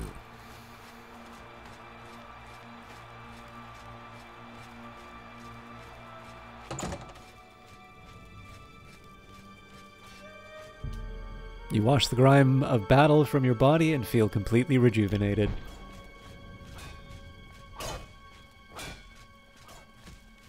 You did it. You beat him, every last one. Do you know how long it will take for the yellow team to recover from this? My friend, it is with great honor that I advance you to the rank of champion. You've done it. You've shown them all you're the best. Well, almost the best. You're done competing in normal arena matches, but there's still the grand champion. Kid, you've got more guts and skill. I think you can take the Great Prince. Go over and talk to Isabel if you think I'm right. Well, I do want to be the very best, like no one ever was. You're that new champion, right? I guess I know why you're here. But let me tell you, you're making a big mistake. The Grey Prince is the best fighter the arena has ever seen. He can't be beaten, not by you. But hey, it's your right. If you want to challenge Agranak, go right ahead. He lives down here in the Bloodworks. Do that. Come talk to me again and I'll arrange your match. Tell me about being a battle matron. The battle matron serves as the Grand Champion's trainer and manager, among other things. Plus, I get to keep Owen in line. Works for me. And the Blade Master? Owen likes to think he's the boss. But without me, this place would fall apart. Who orders the ointment? Who mops up the blood? Me, that's who. Can you tell me about Gaiden Shinji? The history books detail his life as a warrior for the Order of Diagna. But he was also the first Blade Master. No Shinji, no arena. Simple as that. Tell me about the rules of the competition. Okay, listen up. There are no disqualifications in a Grand Champion match. That means you can wear whatever armor you damn well please. Agranak will be wearing his raiment of valor, and he's probably got it heavily enchanted, so feel free to do the same to any armor you have. Now, as you know, in any standard arena match, you're forbidden from looting the corpse of a fallen opponent. Well, this ain't any standard match. In the event that you beat the Grey Prince, you're to remove his armor and present it to me. Then you'll get your own raiment of valor. Well, what are you waiting for? Get.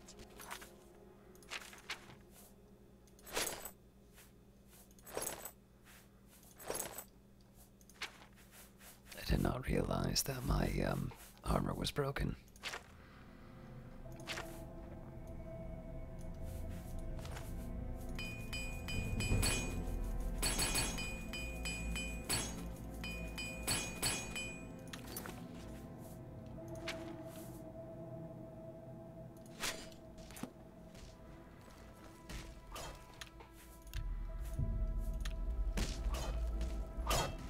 Hail, friend. I don't believe I've ever seen you down here in the Bloodworks before. Allow me to introduce myself. My name is Agranak Gromalag. Most people just call me the Grey Prince.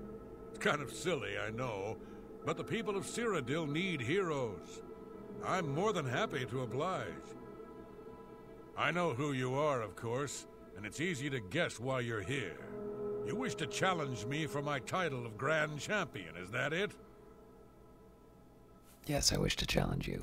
As I expected, I accept your challenge. Speak to Isabel and let her know when you're ready, and I shall make for the arena. Shinji be with us both.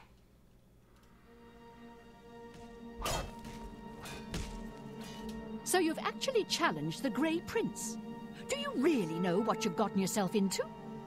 Agranak Gromalag is the best fighter ever to step into an arena.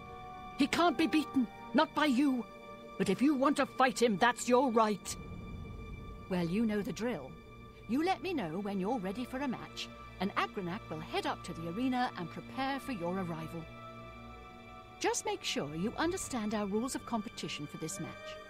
Fighting the Grand Champion, well, the rules are a bit different. Ready for the match. So you're ready to fight the Grey Prince, are you? Well, you can't go out there without a name. You know, an arena name. Something catchy. Something the people of Cyrodiil will remember when they tell stories about your inglorious defeat. So what's it gonna be?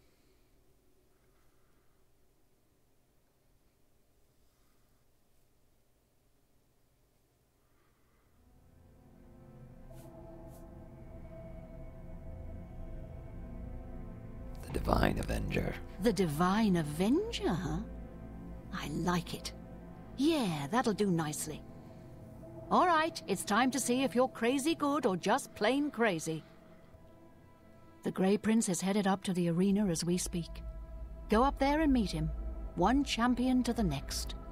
May the Divines have mercy on your soul. You damn well better be ready. You've got an arena full of people and the Grand Champion himself waiting for you. Now get up there and fight.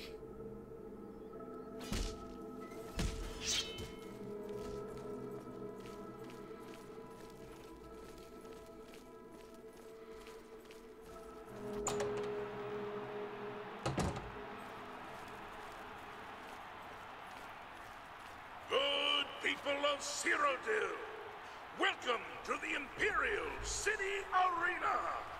Believe it or not, someone has actually challenged the unbeatable Arena Grand Champion! But who, you might ask, could possibly be brave enough to face such a fearless foe? Who could wrest the title from our famed Grey Prince? Good people, I give you the blue team's latest champion, a warrior of skill, strength, and determination. Behold, the Divine Avenger! Lords and ladies, citizens of the Empire, I give you the Battle of the Ages. Combatants, steel yourselves. Lower the gates!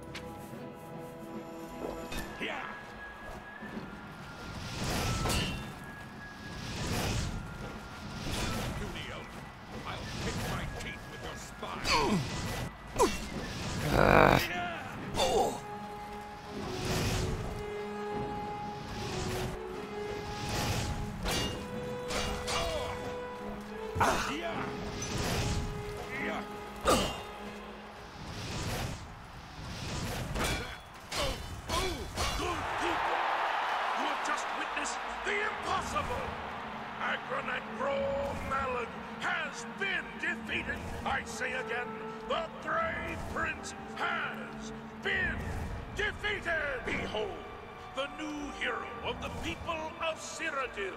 Behold, your arena's grand champion, the Divine Avenger! Esteemed Grand Champion, you may leave the arena now. See the Blade Master to receive your winnings and be awarded your raiment of valor. Just in case.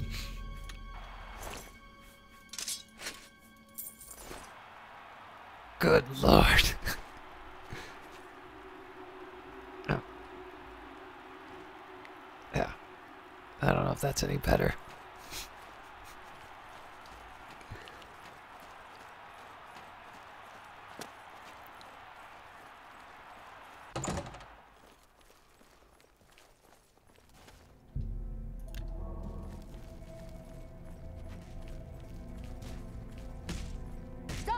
Already. By the love of Shinji, you did it! You beat the Grey Prince! This is unbelievable. That makes you the best fighter the arena has ever seen. You've got Agranak's Raiment of Valor. Good. Give it to me. All right. Now I give you your own. By Shinji, I'm shaking. This is amazing. Okay, Do you want a heavy raiment of valor or a light raiment of valor? Your choice. Give me the light raiment of valor. Right. Okay. It is with great honor that I present to you this gold and the esteemed raiment of valor and name you the new arena grand champion. You've done it. The Grey Prince was a great orc, rest his soul and all that, but you beat him. Now go. Take some time to rest. When you're feeling up to it, come talk to me again and we'll discuss your future.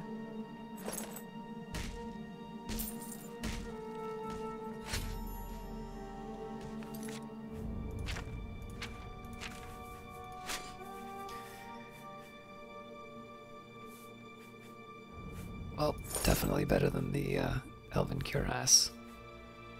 Go! Wow, it's really good. Ah, but it's all in one.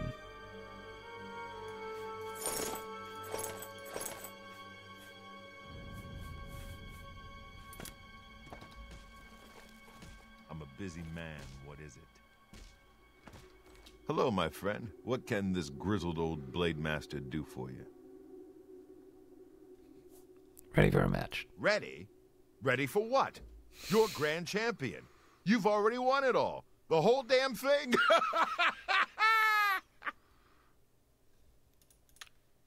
Get a move on.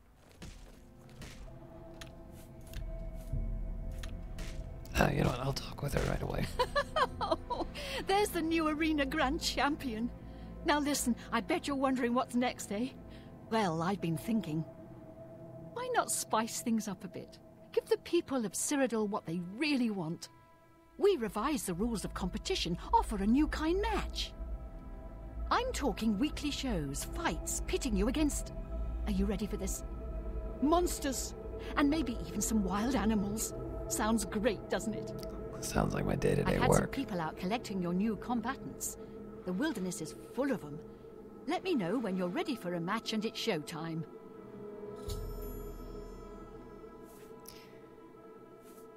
What are the rules against monsters? Look, these aren't your average arena matches. They're shows. You fighting some savage beasts. People come to see you kill things. It's simple. We can do them any time of the day. You kidding? The citizens of the Imperial City would love some late-night entertainment. You can wear whatever you want, of course. We don't want you getting killed out there. You can only fight once a week, though. We'll need that much time to catch new creatures for you to fight against. Oh, and don't worry. We'll try to match the creatures to your combat abilities, so the fights will always be more or less fair. Sounds good, huh? We'll do it like this. You can fight 1, 2, or 3 creatures. The more creatures you fight, the more you win. If you survive, that is. All right, let's do this. Looks like you've reached your peak. Tell you what, from here on in, you can fight 1, 2, or 3 Minotaur Lords. So what's it going to be? You've got it. I'll have the 3 Minotaur Lords brought out to the arena. Now get up there and give the people what they paid for.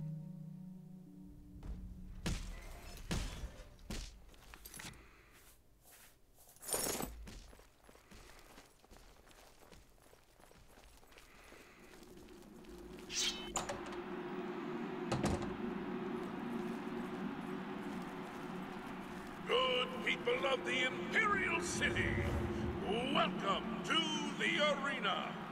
You've come to watch the Grand Champion battle some of Cyrodiil's fiercest creatures.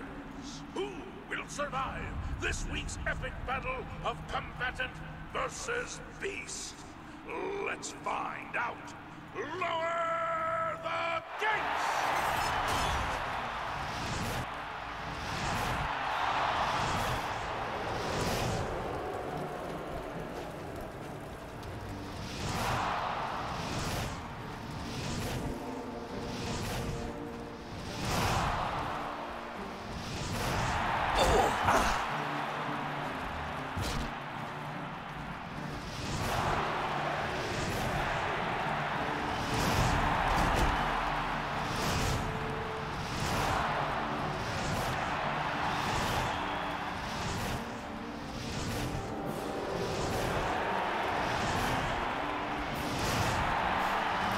This might take a while, it looks like.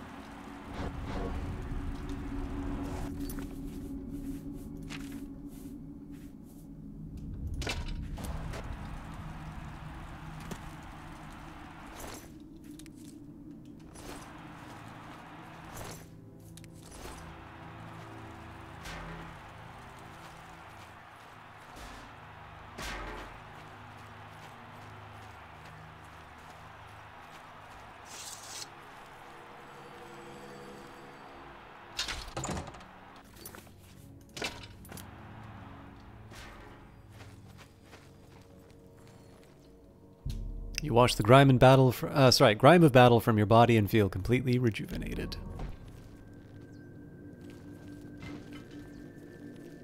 Where'd Porkchop go? I hope they earned their freedom.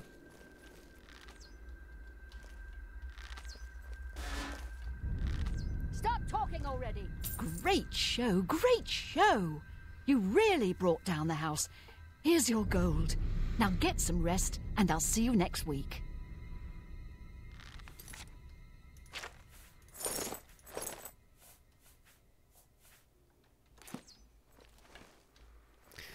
Alright, so I'm going to head back to the market district to sell off some of this stuff, and then we can continue on our path.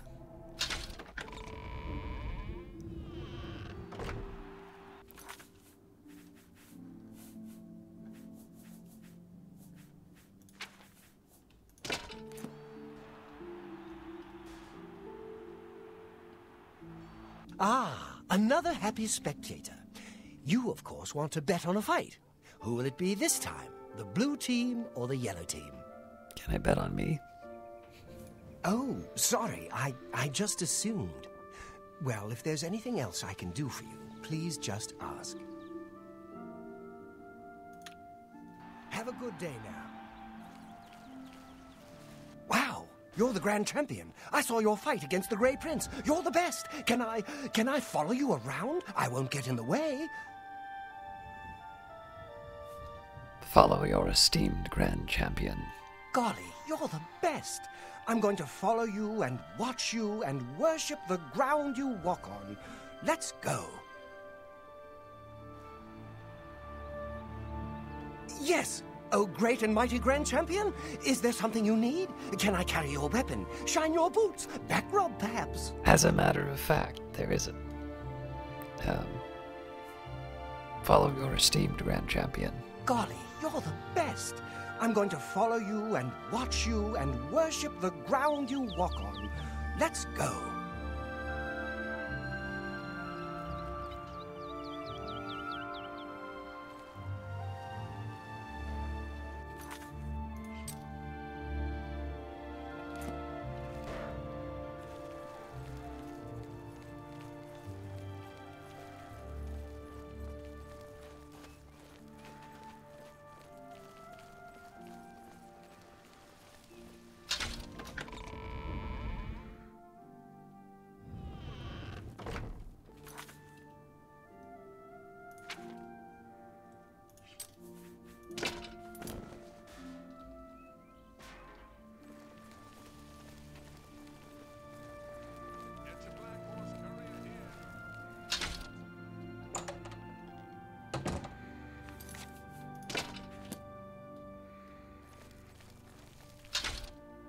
A pleasure to speak with you. And you. Let's Let's do make business. a deal.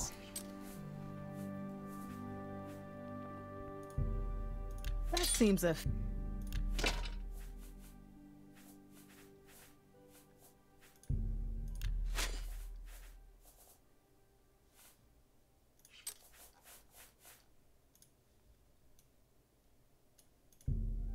Pleasure doing business with you.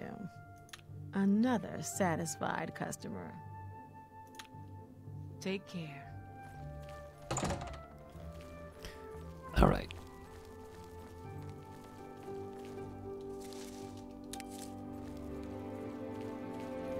Let's just double check what things I need to do.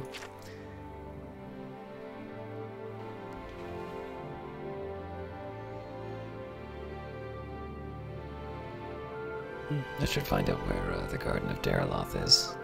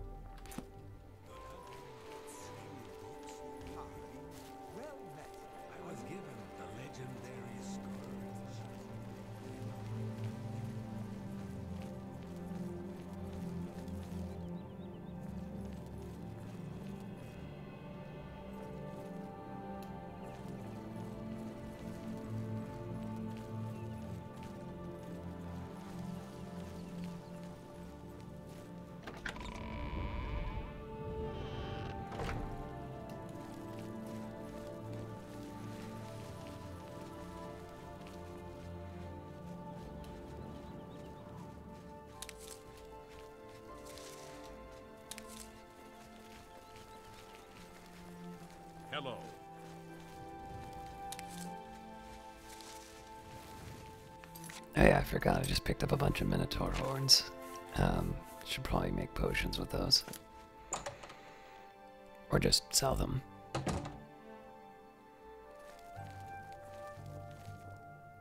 Luther Broad's boarding house. I'm Luther. You want beds or food? See me. Let's make a Have deal. a look at my wares.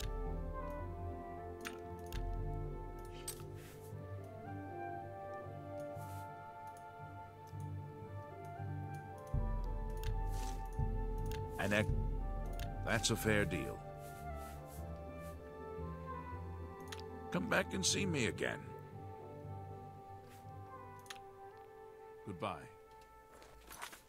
Who am I looking to talk to? Boris. Sit down. Don't say anything. Just do what I say.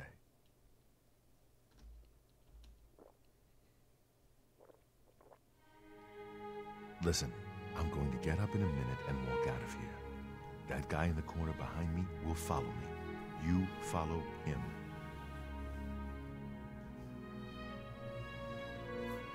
Ready when you are.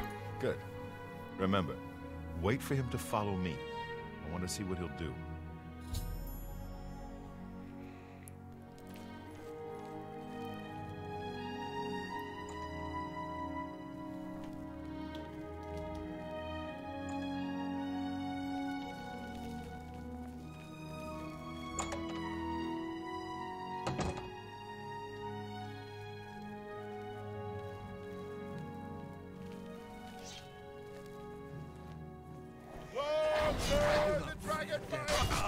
Lord Dagon will welcome.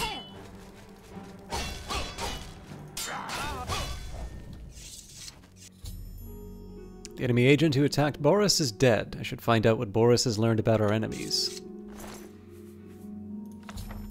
I found a strange book about the Mythic Dawn cult. I should show this to Boris. Not till I'm done reading it.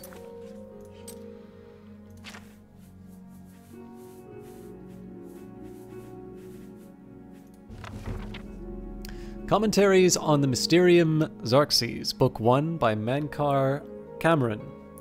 Greetings, novitiate, and know first a reassurance. Mankar Cameron was once like you, asleep, unwise, protonomic.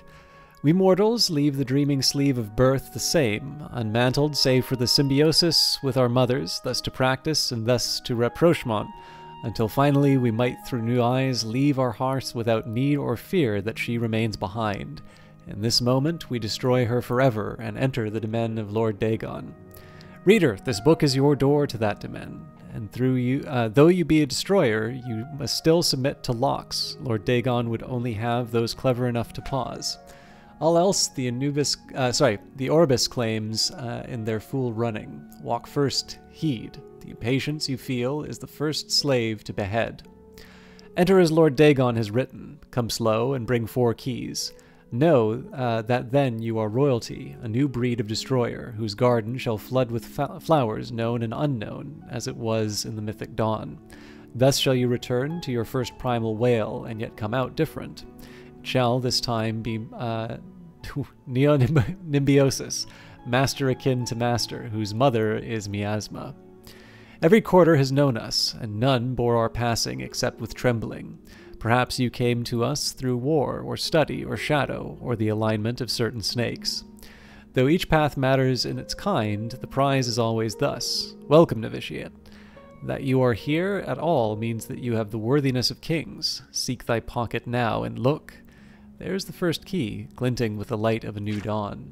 Night follows day, and so know that this primary insight shall fall alike unto the turbulent evening sea, where all faiths are tested. Again, a reassurance. Even the usurper went under the iliac before he rose to claim his fleet. Fear only for a second. Shaken belief is like water for a purpose. In the garden of the dawn we shall breathe whole realities. Enter as Lord Dagon has written. Come slow and bring 4 keys. Our order is based on the principles of his mighty razor, novitiate, questing knight, chaplain, and master. Let the evil ones burn in its light, as if by the excess of our vision. Then shalt our knowledge go aright. However, recall that your sight is yet narrow, and while you have the invitation, you have not the address. My own summons came through a book Lord Dagon wrote himself in the deserts of rust and wounds. Its name is the Mysterium Xarxes, Aldemitara Aggregate, forefather to the wife of all enigma. Each word is razor-fed and secret, thinner than cataclysms, tarnished like red drink.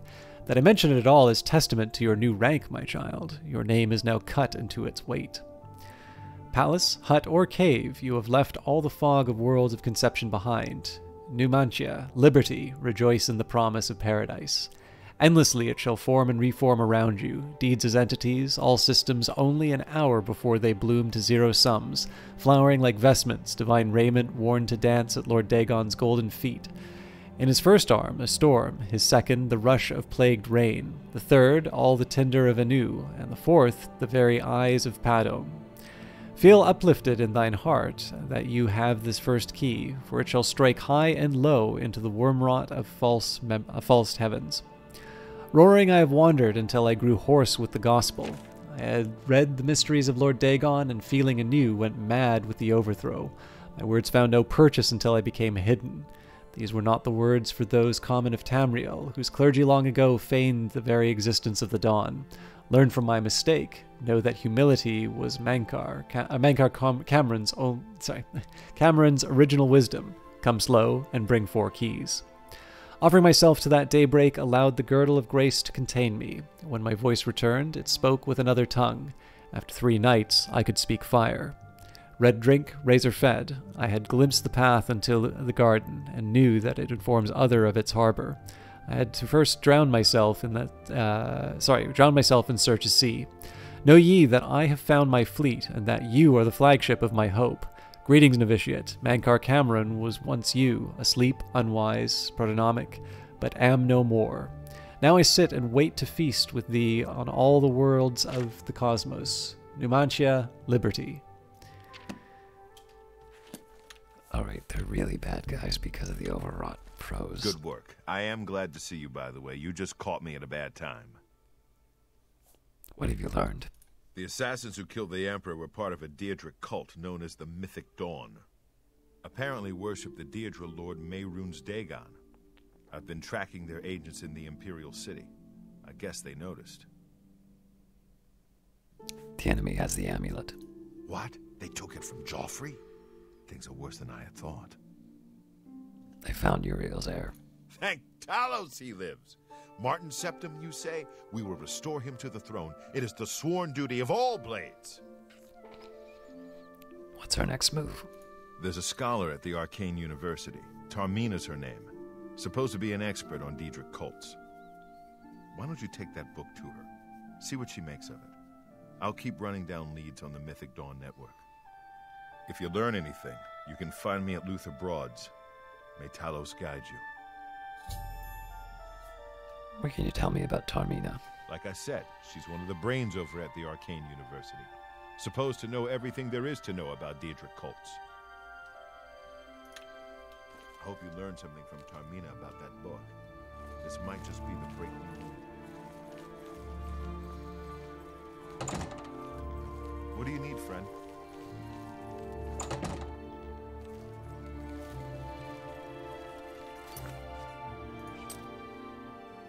It's already late.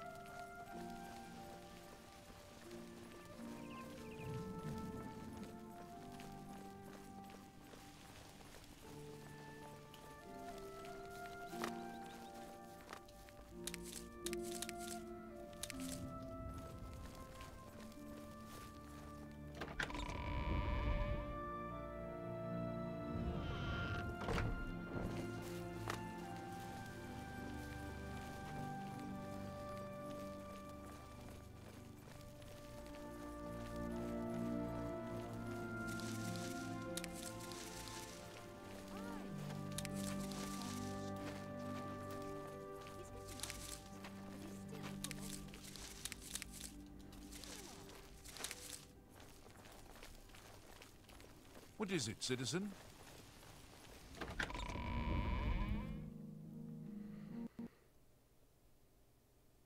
Oh dear. I think this is a crash.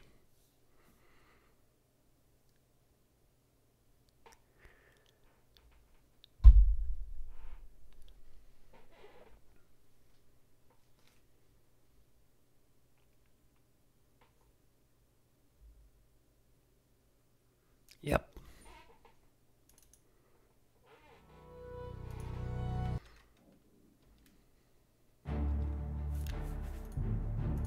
Oh good, but we didn't seem to lose as much thanks to the autosave.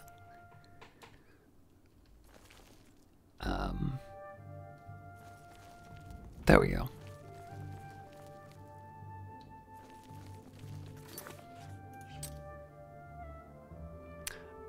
Boris has learned that the enemy is a secret cult of Marinus Dagon worshippers known as the Mythic Dawn. He will continue to track down agents in the Imperial City. I should talk to Tarmina at the Arcane University, an expert in Daedric cults. She may be able to tell me more about how to find the Mythic Dawn.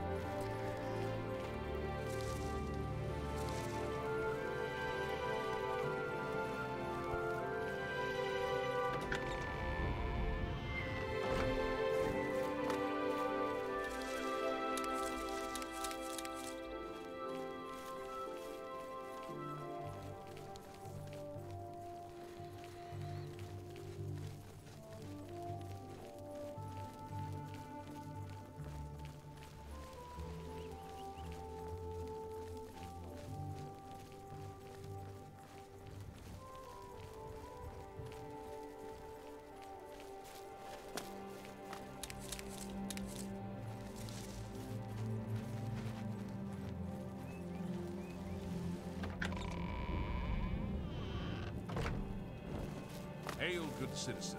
How can I be of service?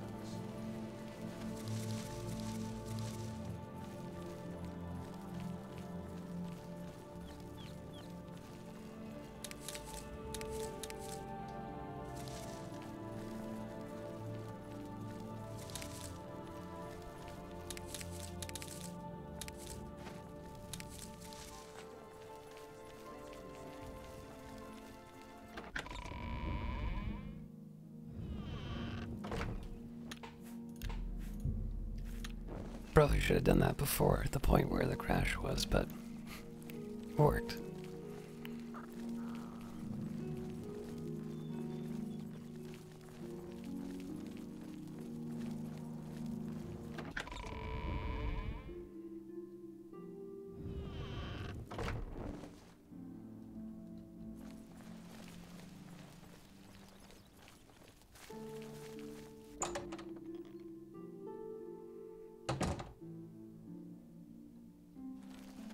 Hello, guildmate. Have you heard any word about the other provinces? Nothing I'd like to talk about. Good day. You too. Well met, guildmate. Ah, you must be the one I got the message about. How can I help you? First of all, what can you tell me about the Imperial City? Too big for me. Loud, dirty. Clowns, fools, brutes, and thieves everywhere. I want to throw my gold away. I just dump it in Lake Rumara, save time. In the Mages Guild? The Mystic Archives have a large collection of books. Look around, and you may learn a thing or two. Alright, tell me about the Mythic Dawn. You know of them? One of the most secretive of all the Daedric cults. Not much is known about them. They follow the teachings of Mainkar Cameron, whom they call the Master, a shadowy figure in his own right. I found one of their books. Ah, yes. Commentaries on the Mysterium Xarxes. Wonderful. You have a scholarly interest in Daedric cults, then? I need to find the Mythic Dawn. Find them, huh? I won't poke my nose any further. Official business and all that. I'm used to working with the Blades. Don't worry. Say no more. In any case, finding them won't be easy. I've studied Mainkar Cameron's writings a bit myself. At least those that I could find. It is clear from the text that Mankar Cameron's commentaries come in 4 volumes, but I've only ever seen the first 2 books. I believe that his writings contain hidden clues to the location of the Mythic Dawn's secret shrine to Mehrunes Dagon.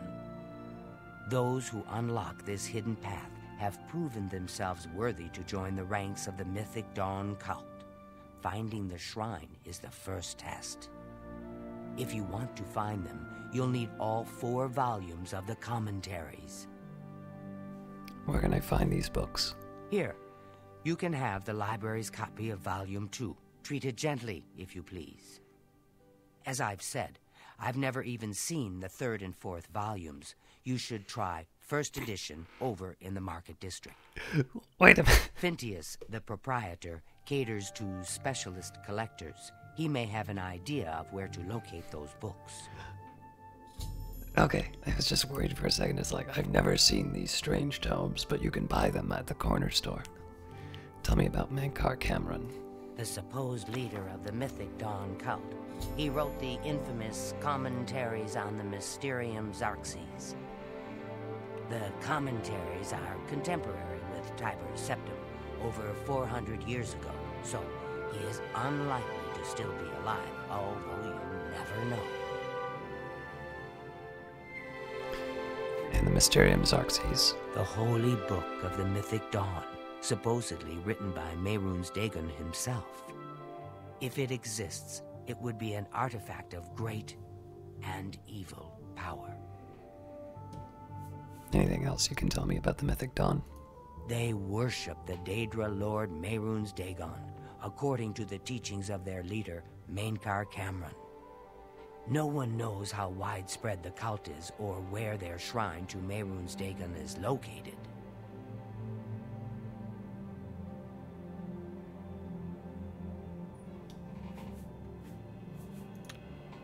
It was so nice chatting with you. Be sure to let me know how your hunt for the Mythic Dawn turns out.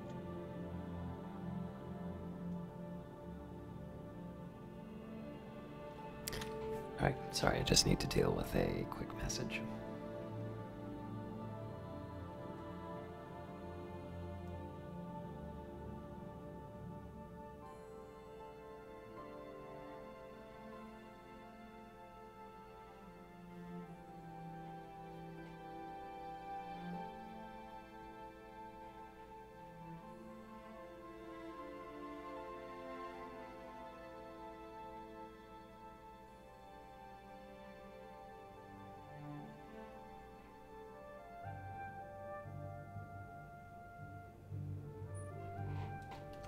Sorry about that.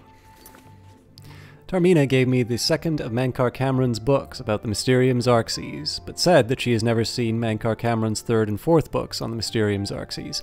She suggested that I speak to Phintius, the proprietor of the first edition bookstore in the Market District. Before I do that, let's read the book that we've got.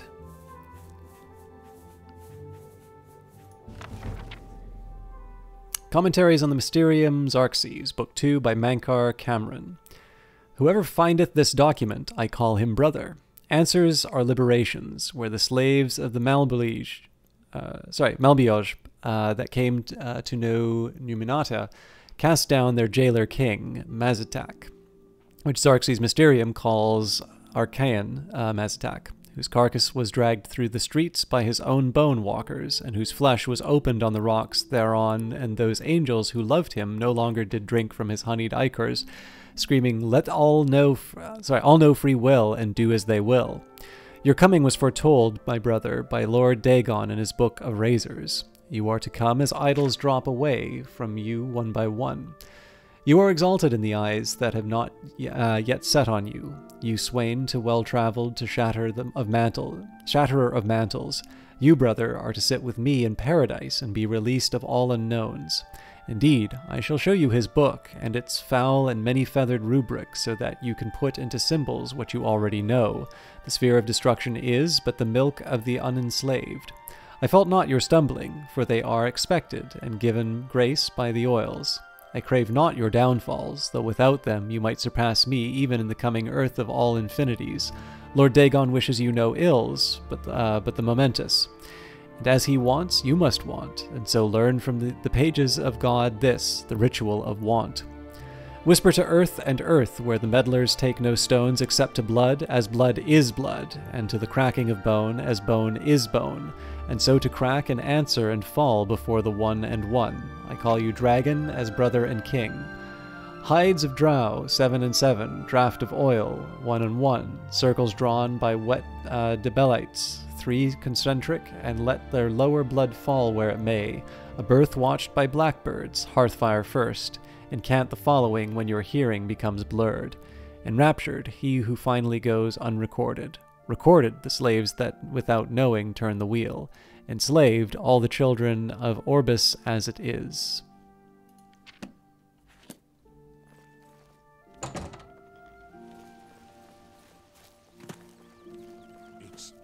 It's you, the hero of Kvatch. This is truly an honor.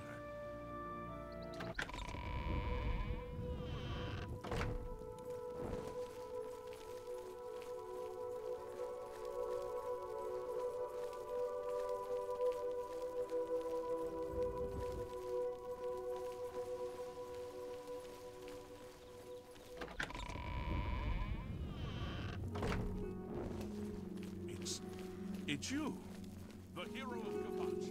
This is truly an honor.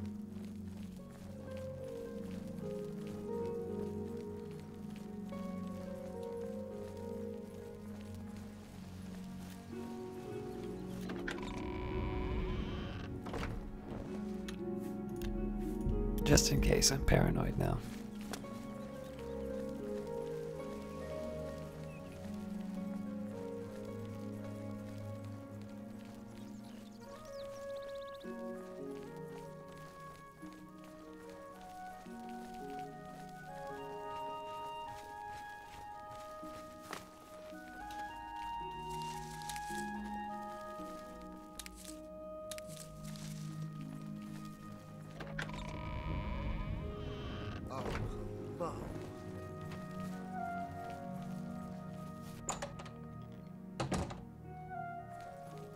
Go ahead, please.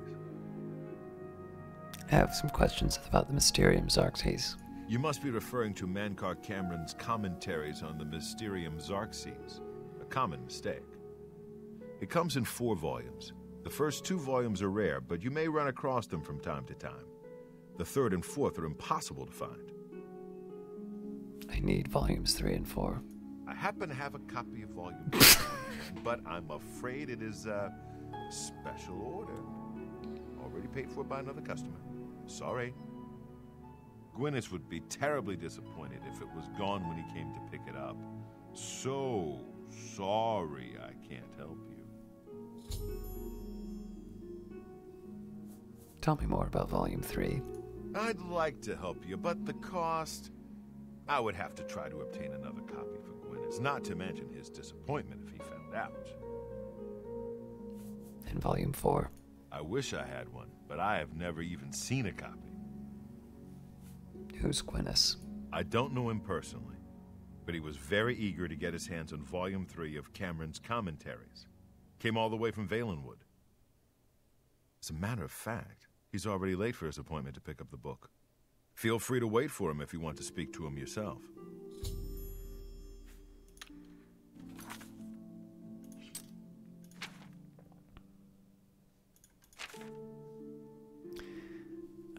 Phintius, the bookseller at First Edition, has told me that he has a copy of Volume 3 of Mankar Cameron's commentaries on the Mysterium Xarxes locked away. He is holding it for a client named Gwyneth, who has already paid for it. I need to get that book and find out why Gwyneth wanted it. Phintius told me that Gwyneth is on his way to pick up his copy of Volume 3. I should wait for him to arrive and find out what Gwyneth knows. Good day.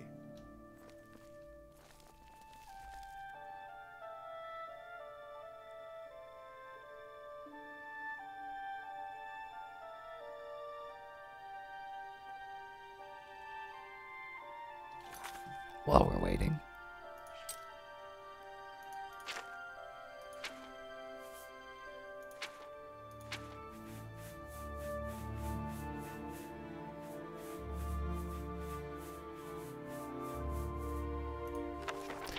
The Real Borenzia, Part 1 by Anonymous.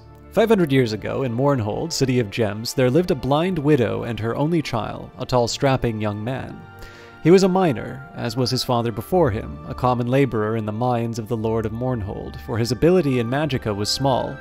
The work was honorable, but paid poorly. His mother made and sold comberry cakes at the city market to help eke out their living. They did well enough, she said. They had enough to fill their bellies, no one could wear more than one suit of clothing at a time, and the roof leaked only when it rained. But Symmachus would have liked more. He hoped for a lucky strike at the mines, which would garner him a large bonus. In his free hours, he enjoyed hosting a mug of ale in the tavern with his friends and gambling with them at cards. He also drew the eyes and sighs of more than one pretty elven lass, although none held his interest for long. He was a typical young dark elf of peasant descent, remarkable only for his size. It was rumored that he had a bit of Nordic blood in him. In Symmachus's 30th year, there was a great rejoicing in Mournhold. A girl child had been born to the lord and lady. A queen, the people sang. A queen is born to us. For among the people of Mournhold, the birth of an heiress is a sure sign of future peace and prosperity.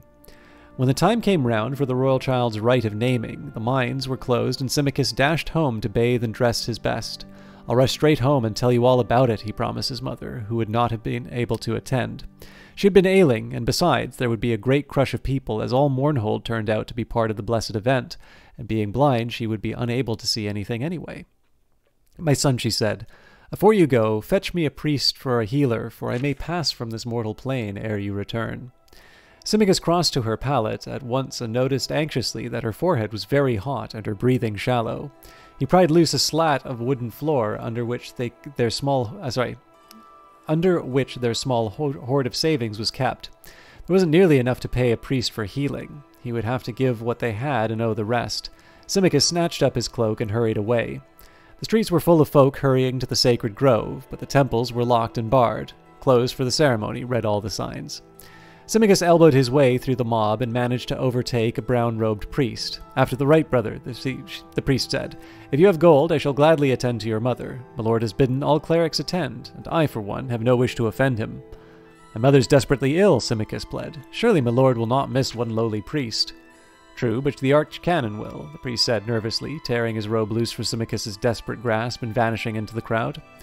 Symmachus tried other priests and even a few mages, but with no better result. Armored guards marched through the street and pushed him aside with their lances, and Symmachus realized that the royal procession was approaching. As the carriage bearing the city's rulers drew abreast, Symmachus rushed out from the crowd and shouted, my lord, my mother's dying." "I forbid her to do so on this glorious night," the lord shouted, laughing and scattering coin into the throng. Symmachus was close enough to smell wine on the royal breath. On the other side of the carriage, his lady clutched the babe to her breast and stared slit-eyed at Symmachus, her nostrils flared in disdain. "Guards," she cries, "remove this oaf." Rough hands seized Symmachus. He was beaten and left dazed by the side of the road. Symmachus, head aching, followed in the wake of the crowd and witnessed the rite of naming from the top of a hill. He could see brown-robed clerics and blue-robed mages gathered near the high-born folk far below, Borenzia. The name came dimly to Symmachus's ears as the high priest lifted the swaddled babe and proffered her to the twin moons on either side of the horizon, Joan rising, Jode setting. "Behold the Lady Borenzia, born to the land of Mournhold. Grant her thy blessings and thy counsel, ye kind gods, that she may ever rule well over Mournhold, its kin and its weal, its kith and its ilk." Bless her, the people intoned, along with their lord and lady, hands upraised. Only Symmachus stood silent, head bowed, knowing in his heart that his dear mother was gone, and in silence he swore a mighty oath that he should be his lord's bane, and in vengeance for his mother's needless death, the child Borenzia he should have as his own bride, and that his mother's grandchildren should be born to rule over Mournhold. After the ceremony, he watched impassively as the royal procession returned to the palace. He saw the priest to whom he'd first spoken. The man came gladly enough, now in return for the gold that Symmachus had, and a promise of more afterward. They found his mother dead. The priest sighed and tucked the pouch of gold coins away. "I'm sorry, brother. It's all right. You can forget the rest of the gold. There's aught I can do here, likely." "Give me back my money," Symmachus snarled. "You've done naught to earn it." He lifted his right arm threateningly. The priest backed away, about to utter a curse, but Symmachus struck him across the face before more than 3 words had left his mouth. He went down heavily, striking his head sharply on one of the stones that formed the fire pit, and died instantly. Symmachus snatched up the gold and fled the city. As he ran, he muttered one word over and over, like a sorcerer's chants. "Borenzia," he said. "Borenzia, Borenzia." Borenzia stood on one of the balconies of the palace, staring down into the courtyard where the soldiers milled, dazzling in their armor. Presently they formed into ordered ranks and cheered her as her parents, the lord and lady, emerged from the palace, clad from head to toe in ebony armor, long purple dyed fur cloaks flowing behind. Splendidly caparisoned, shining black horses were brought for them, and they mounted and rode for the the courtyard gates and turned to salute her. "Borenzia," they cried. "Borenzia, our beloved farewell." The little girl blinked back tears and waved one hand bravely. Her favorite stuffed animal, a gray wolf cub she called Woofin, clutched to her breast with the other. She had never parted from her parents before and had no idea what it meant, save that there was war in the west and the name Tiber Septim was on everyone's lips, spoken in hate and dread. "Borenzia," the soldiers cried, lifting their lances and swords and bows. Then her dear parents turned and rode away, knights trailing in their wake until the courtyard was nearly emptied. Sometime after there came a day when Borenzia was shaken awake by her nurse, dressed hurriedly and borne from the palace. All she could remember was that dreadful time was seeing a huge shadow with burning eyes filling the sky. She was passed from hand to hand. Foreign soldiers appeared, disappeared, and sometimes reappeared. Her nurse vanished and was replaced by strangers, some more strange than others. There were days, or it may have been weeks, of travel. One morning she awoke to step out of the coach into a cold place with a large grey stone castle amid empty, endless grey-green hills covered patchily with grey-white snow. She clutched Woofin to her breast in both hands and stood blinking and shivering in the grey dawn, feeling very small and very dark in this endless space, this endless grey-white space. She and Hannah, a brown-skinned, black-haired maid who had been traveling with her for several days, went inside the keep. A large grey-white woman with icy grey-golden hair was standing by a hearth in one of the rooms. She stared at Borenzia with dreadful, bright blue eyes. "She's very black, isn't she?" the woman remarked to Hannah. "I've never seen a dark elf before." "I don't know much about them myself, milady," Hannah said, "but this one's got red hair and a temper to match. I can tell you that. Take care, she bites. And worse." "I'll soon train that out of her," the other woman sniffed. "And what's that filthy thing she's got? Ugh!" The woman snatched Woofin away and threw him into the blazing hearth. Borenzia shrieked and would have flung herself after him, but was held back despite her attempts to bite and claw at her captors. Poor Woofin was reduced to a tiny heap of charred ash. Borenzia grew like a weed, transplanted to a Skyrim garden, a ward of the court Sven and his wife and Lady Inga. Outwardly, that is, she thrived, but always there was a cold and empty place within. "I've raised her as my own daughter," Lady Inga was wont to sigh as she sat gossiping when neighboring ladies came to visit. "But she's a dark elf. What can you expect?" Borenzia was not meant to overhear these words.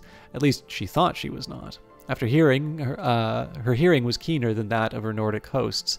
Other, less desirable dark elven traits evidently included pilfering, lying, and a little misplaced magic. Just a small fire spell here and there, and a little levitation spell there. And as she grew older, a keen interest in boys and men who could provide very pleasant sensations, and, to her astonishment, gifts as well. Inga disapproved of this last for reasons incomprehensible to Borenzia, so she was careful to keep it as secret as possible. "She's wonderful with the children," Inga added, referring to her 5 sons, all younger than Borenzia. "I don't think she'd ever let them come to harm." A tutor had been hired when Johnny was 6 and Borenzia 8, and they took their lessons together. She would have liked to train in arms as well, but the very idea scandalized Count Sven and Lady Inga. So Borenzia was given a small bow and allowed to play at target shooting with the boys.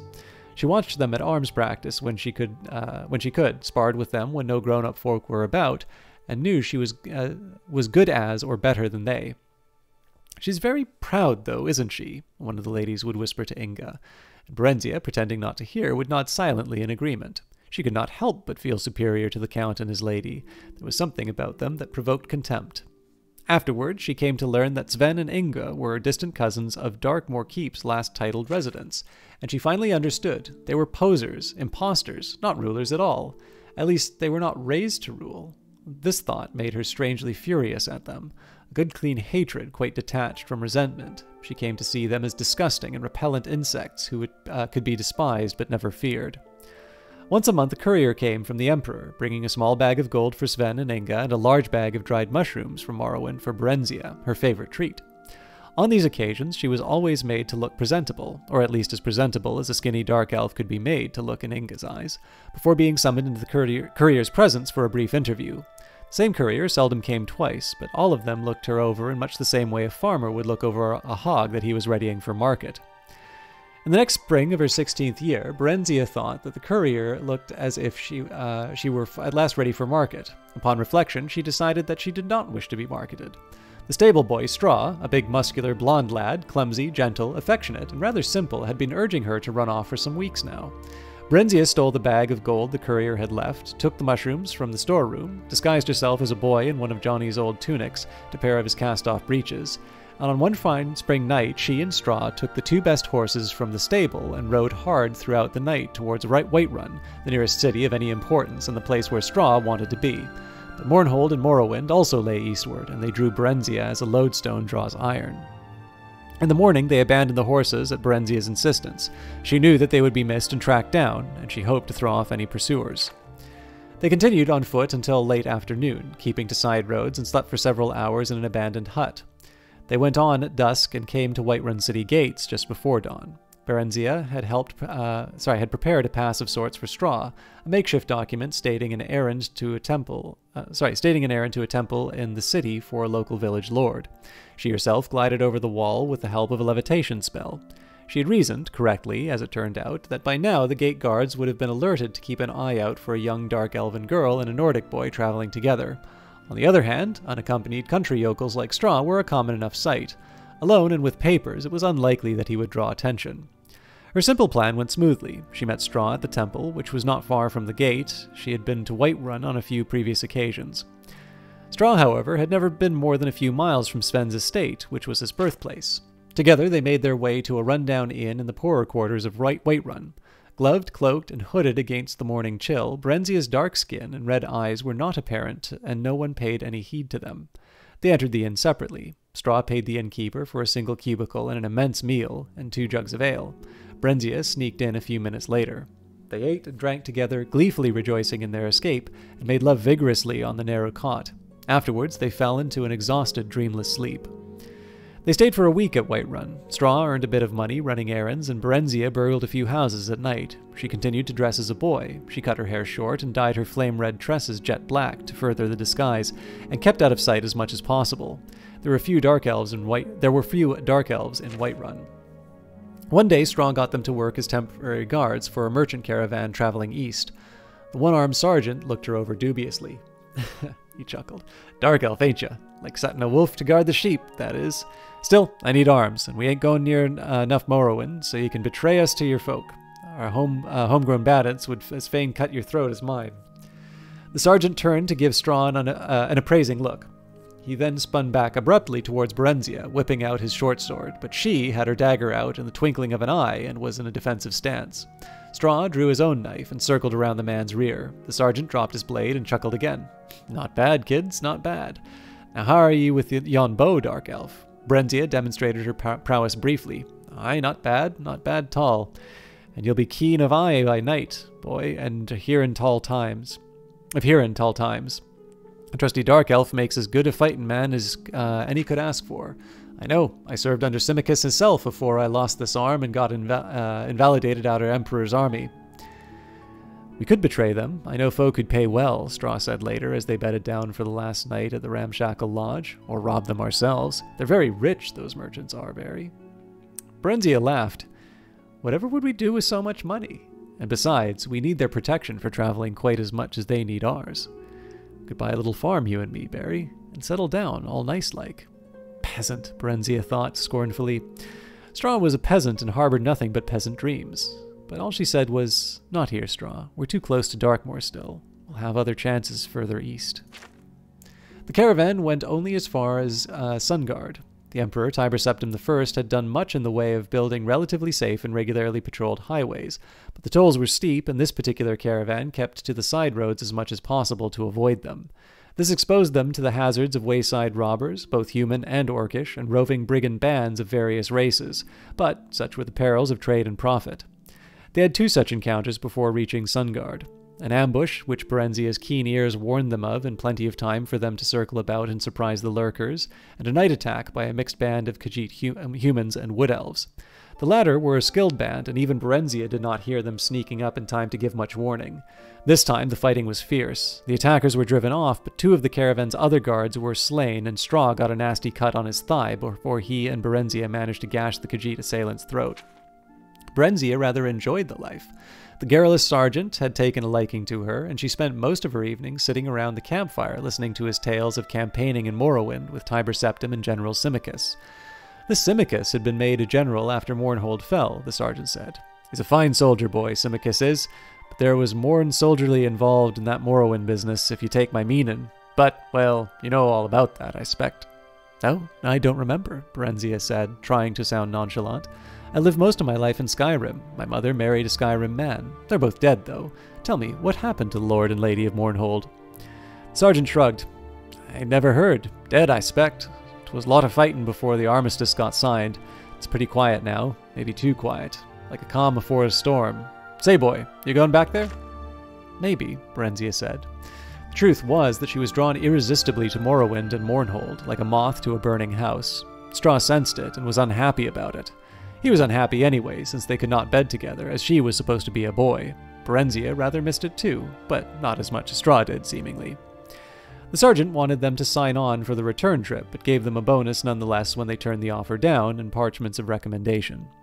Straw wanted to settle down permanently near Sungard, but Borenzia insisted on continuing their travels east. I'm the Queen of Mournhold by rights, she said, unsure whether it was true or if it was just a daydream that she had made up as a lost, bewildered child. I want to go home. I need to go home. That, at least, was true. After a few weeks, they managed to get places in another caravan heading east. By early winter, they were at Riften and nearing the Morrowind border. But the weather had grown severe as the days passed, and they were told no merchant caravans would be setting forth till mid-spring. Borenzia stood on top of the city walls and stared across the deep gorge that separated Riften from the snow-clad mountain while guarding Morrowind beyond. Barry, Straw said gently, Mournhold's a long way off yet, nearly as far as we've come already, and the lands between us are wild, full of wolves and bandits and orcs, and still worse creatures. We should have to wait for spring. The Silgrad Tower, Barry said, referring to the dark elven township that had grown up around an ancient minaret guarding the border between Skyrim and Morrowind. The bridge guards won't let me cross, Barry. They're crack Imperial troops. They can't be bribed. If you go alone. I won't try to stop you. What will you do? Silgrad Tower is full of Imperial soldiers. Will you become a washing woman for them, or a camp follower? No, Borenzia said slowly, thoughtfully. Actually, the idea was not entirely unappealing. She was sure she could earn a modest living by sleeping with the soldiers. She'd had a few adventures of that sort as they crossed Skyrim, when she dressed as a woman and slipped away from Straw. She'd only been looking for a bit of variety. Straw was sweet, but dull. She'd been startled, but extremely pleased when the men she picked up offered her money afterwards. Straw had been unhappy about it, though, and would shout for a while and then sulk for days afterwards if he caught her at it. He was quite jealous. He'd even threatened to leave her, not that he ever did, or could. But the Imperial Guards were a tough and brutal lot by all accounts, and Borenzia had heard some very ugly stories during their treks. The ugliest of them by far had come from the lips of ex-army veterans around the caravan campfire, and they were proudly recounted. They'd been trying to shock her and Straw, she realized, but she also comprehended that there was some truth behind the wild tales. Straw hated that kind of dirty talk and hated it more when she had to hear it, but there was a part of him that was fascinated nevertheless. Borenzia sensed this and had encouraged Straw to seek out other women, but he said he didn't want anyone else but her. She took him candidly. She didn't feel that way about him, but she did like him better than anyone else. Then why do you go with other men? Straw had asked on one occasion. I don't know. Straw sighed. They say dark elven women are like that. Borenzia smiled and shrugged. Oh, I don't know. Or no, maybe I do. Yes, I do know. She turned and kissed him affectionately. I guess that's all the explanation there is.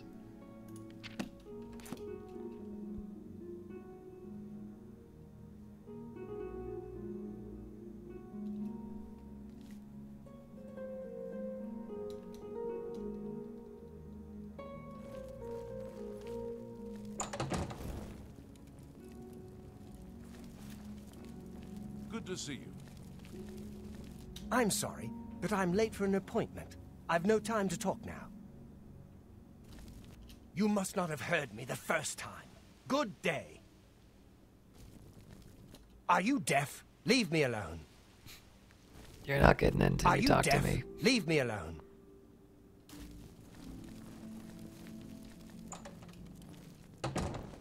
I'm here for my book, Mankar Cameron's Commentaries, Volume 3. Go ahead, please. Tell me about the commentaries. Have you been following me? Leave me alone. That book is mine. Tell me about the Mythic Dawn cult. The Mythic Dawn? Are you... I mean, I don't know what you're talking about. I don't know anything about any cult. You're in way over your head. I beg your pardon? You presume to tell me about Daedric cults? I'll have you know that I visited the shrine of Sheogorath during the Festival of the Mad. I've spoken with Hermaeus Mora beneath the full moons. They killed the Emperor, you fool. What? The Mythic Dawn were the ones? You have to believe me. I truly had no idea. I mean, I knew they were a Daedric cult. Mankar Cameron's views on Mehrunes Dagon are fascinating, revolutionary even.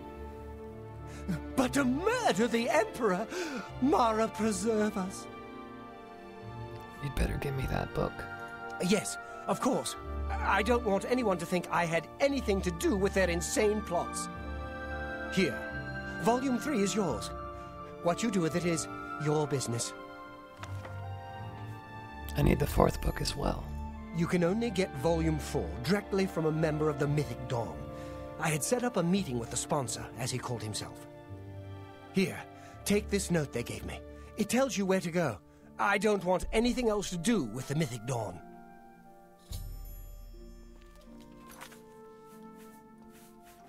As much as I'd like to read the rest of the real Borenzia.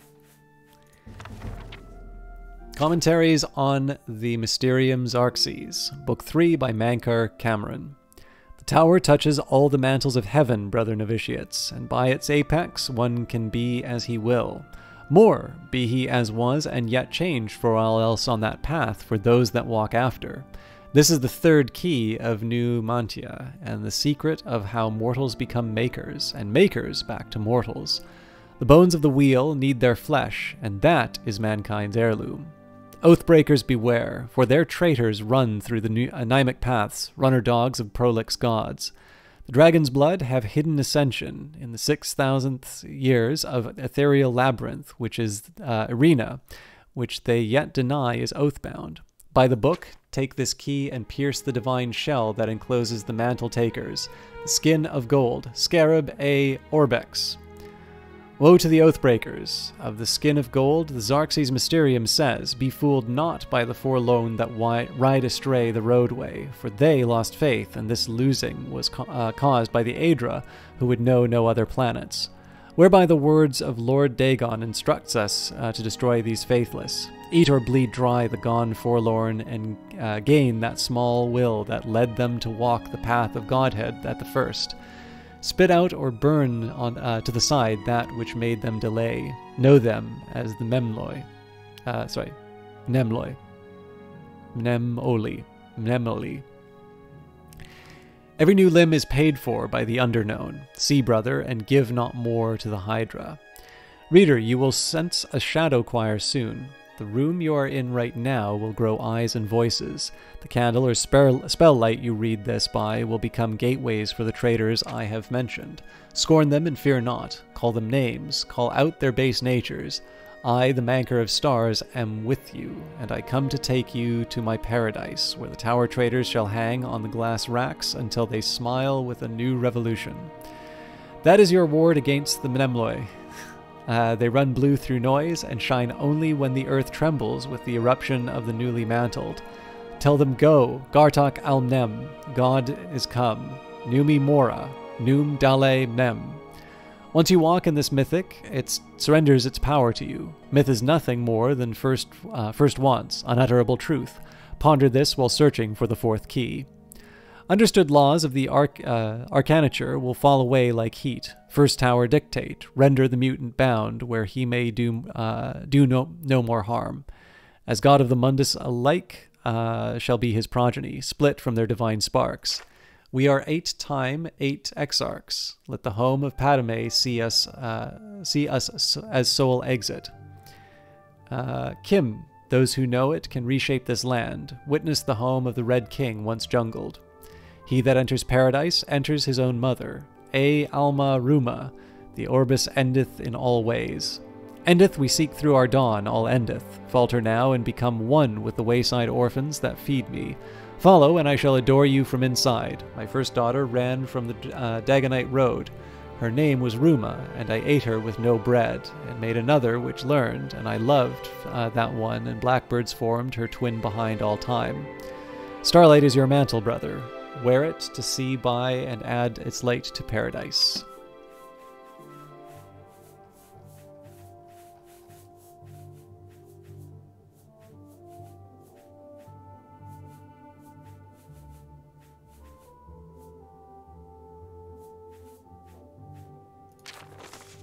Gwynnis, your interest in the writings of the Master has been noted. You are taking the first steps towards true enlightenment.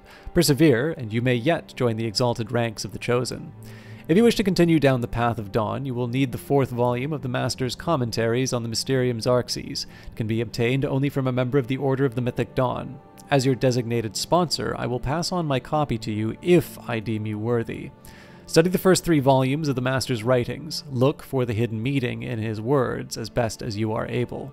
When you are ready, come to the sunken sewers under the Elven Gardens in the Imperial City. Come alone, follow the main tunnel until you reach the room with the table and chair.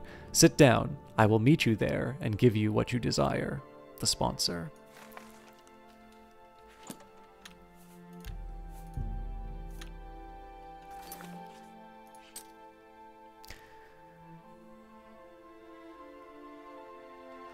Gwyneth told me that Volume 4, the last book I need, can only be given to you by a member of the Mythic Dawn. He has set up a meeting with one whom he called the Sponsor. He was to go alone and sit at the table in the sunken sewer beneath the Imperial City. I will go and take that meeting instead, but I should find Boris first. Yes? Anything else to say about the commentaries? I had a copy of Volume 3, but Gwyneth has already picked it up.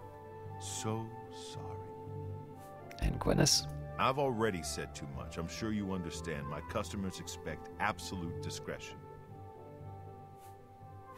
I've already said too... Good day. I'm sure if he liked me more, he'd say more. How do you do?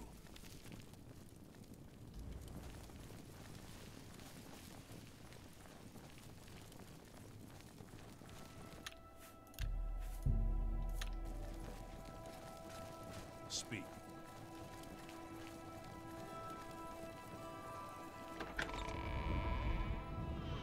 Hail, good citizen. How can I be of service?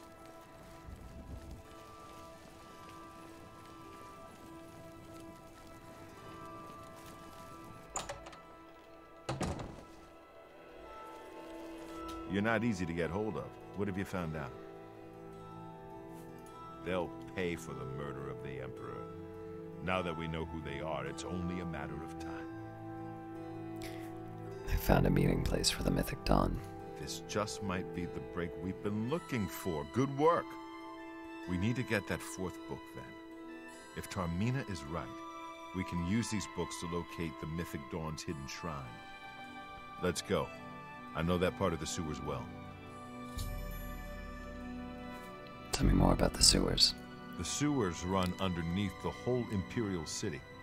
There are access points in every district. The Blades have occasion to use them in our undercover work, as well as a means to move around the city without attracting attention. Follow me. I know how to get to the part of the sewers where we need to meet the sponsor.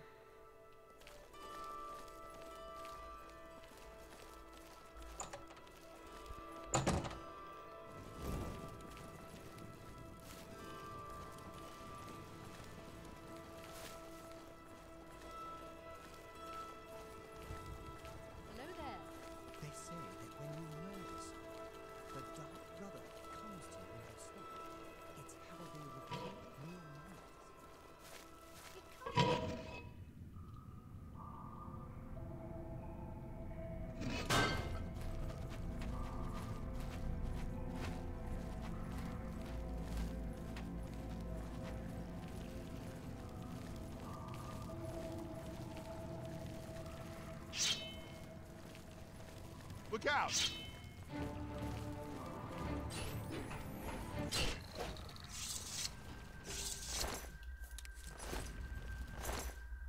I fought mud crabs more fearsome than them.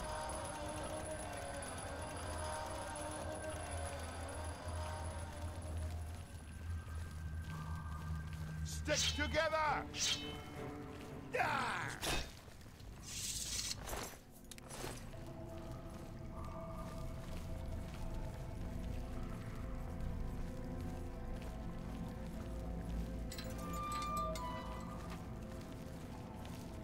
Look out! Watch the flank.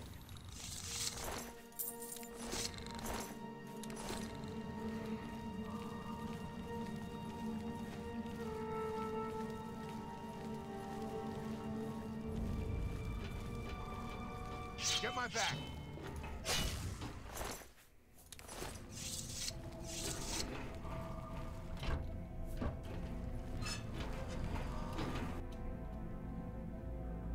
Get my back.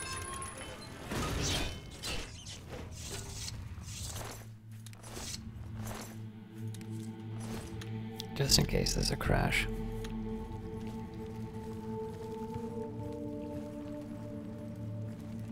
I don't know if I'm just too high of a level or what, but it seems a little weird to have such a long journey with trivial enemies like this. Stick together!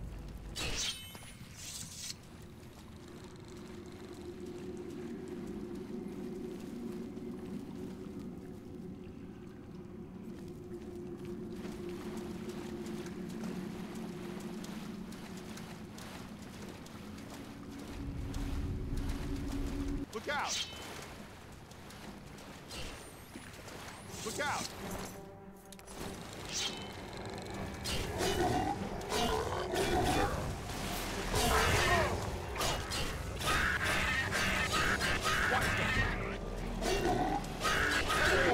Right. This wasn't...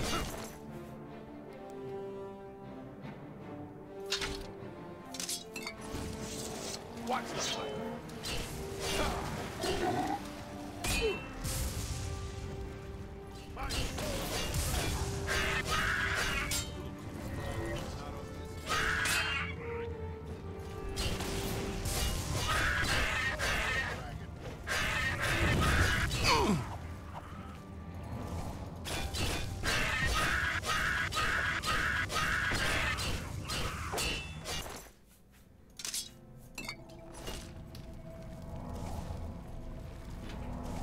Get my back.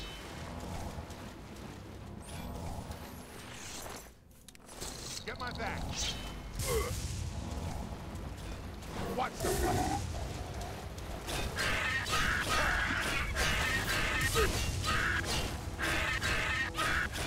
I'm on your side.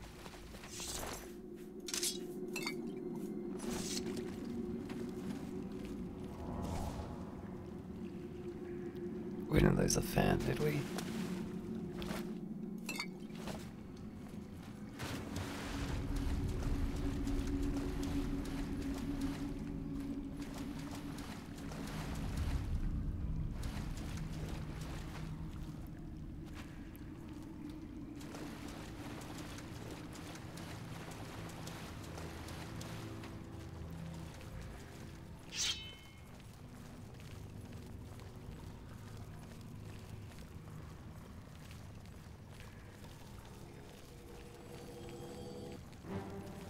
This was mine.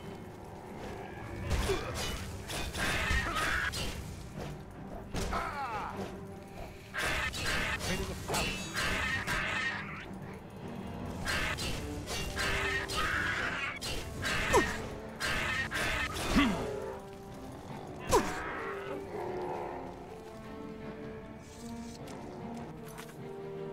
Terrible.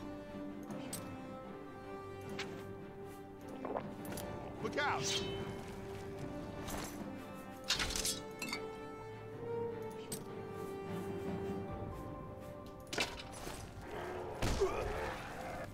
Get my back.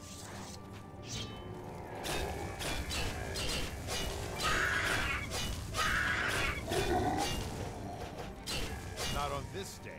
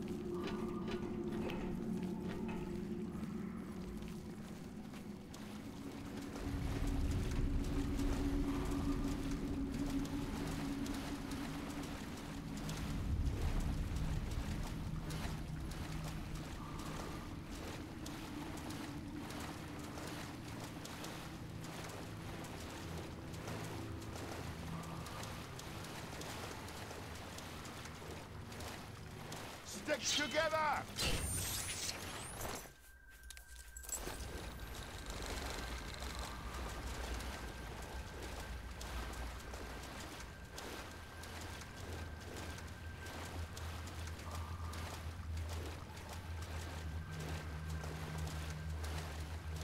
This was mine! Parry and strike!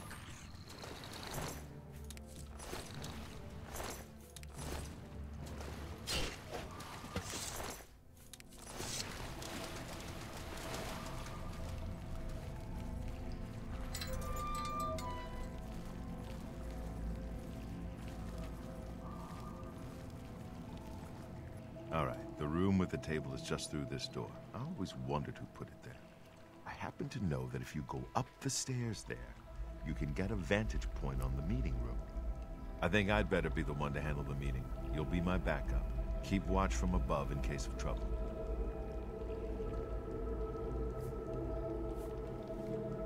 All right, I'll cover you. Good.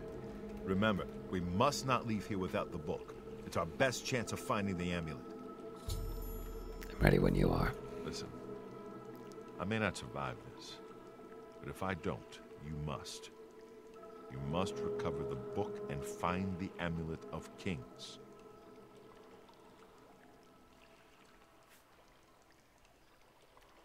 I understand. We'll do it together. I'm glad to have you at my back. Okay, let's do this.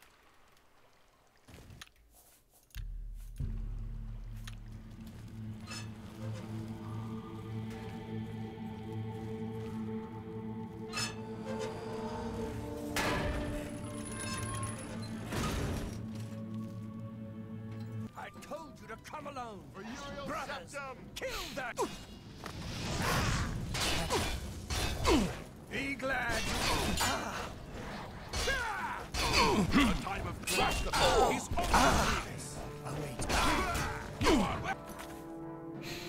I'm assuming this was the result of my my fan giving us away. The time of cleansing. He's almost here. The time of cleansing. He's here. Lord Dagon will welcome your soul in oblivion. Dawn is out of this. Quickly. Be glad you will not live to see the Be glad you will not.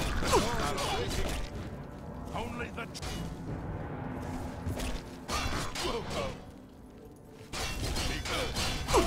Paradise awaits me. Training of thousands has passed. Only the Training of chosen will thousands. survive. Quickly! I do not fear. I do not fear. That's Yes! Oh, great and mighty grandson! Is there something you need? Can I carry your weapon? Shine your boots? Back rub, perhaps? Stop standing on the corpse. God.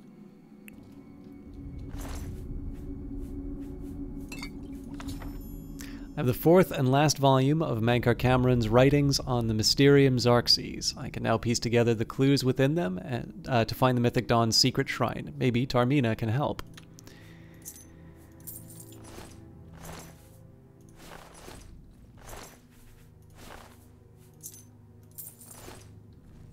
Now that you have all 4 books, you should be able to handle things from here. I'm going to Cloud Ruler Temple. My place is at Martin's side. I'll see you back at Cloud Ruler Temple. Good luck.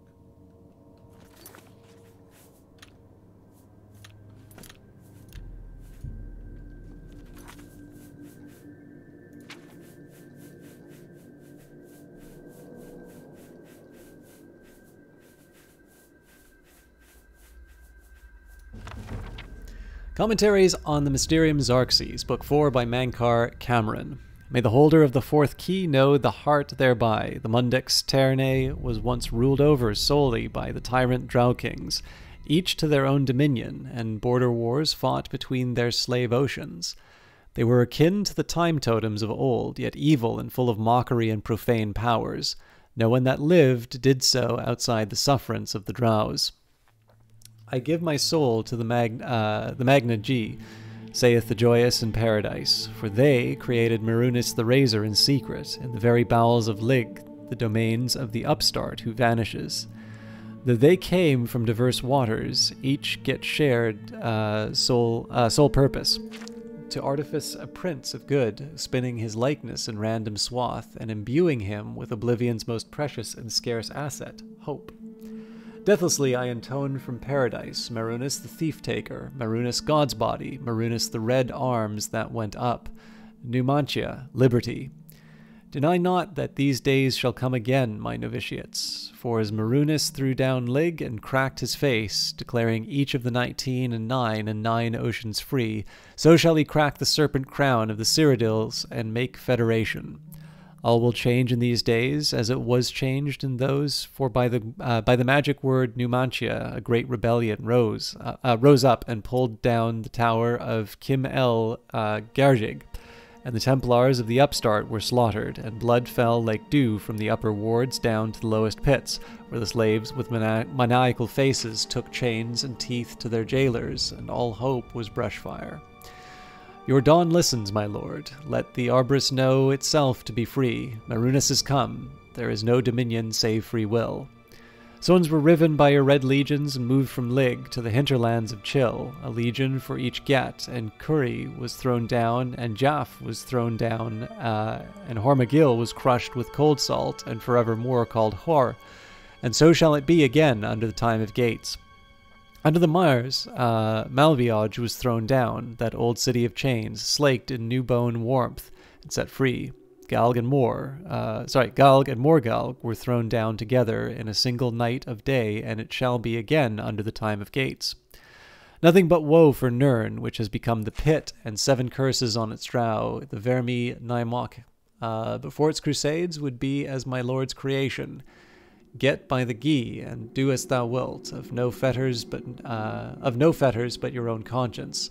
Know that your hell is broken, people of the Obris, and praise the Numantia, which is liberty.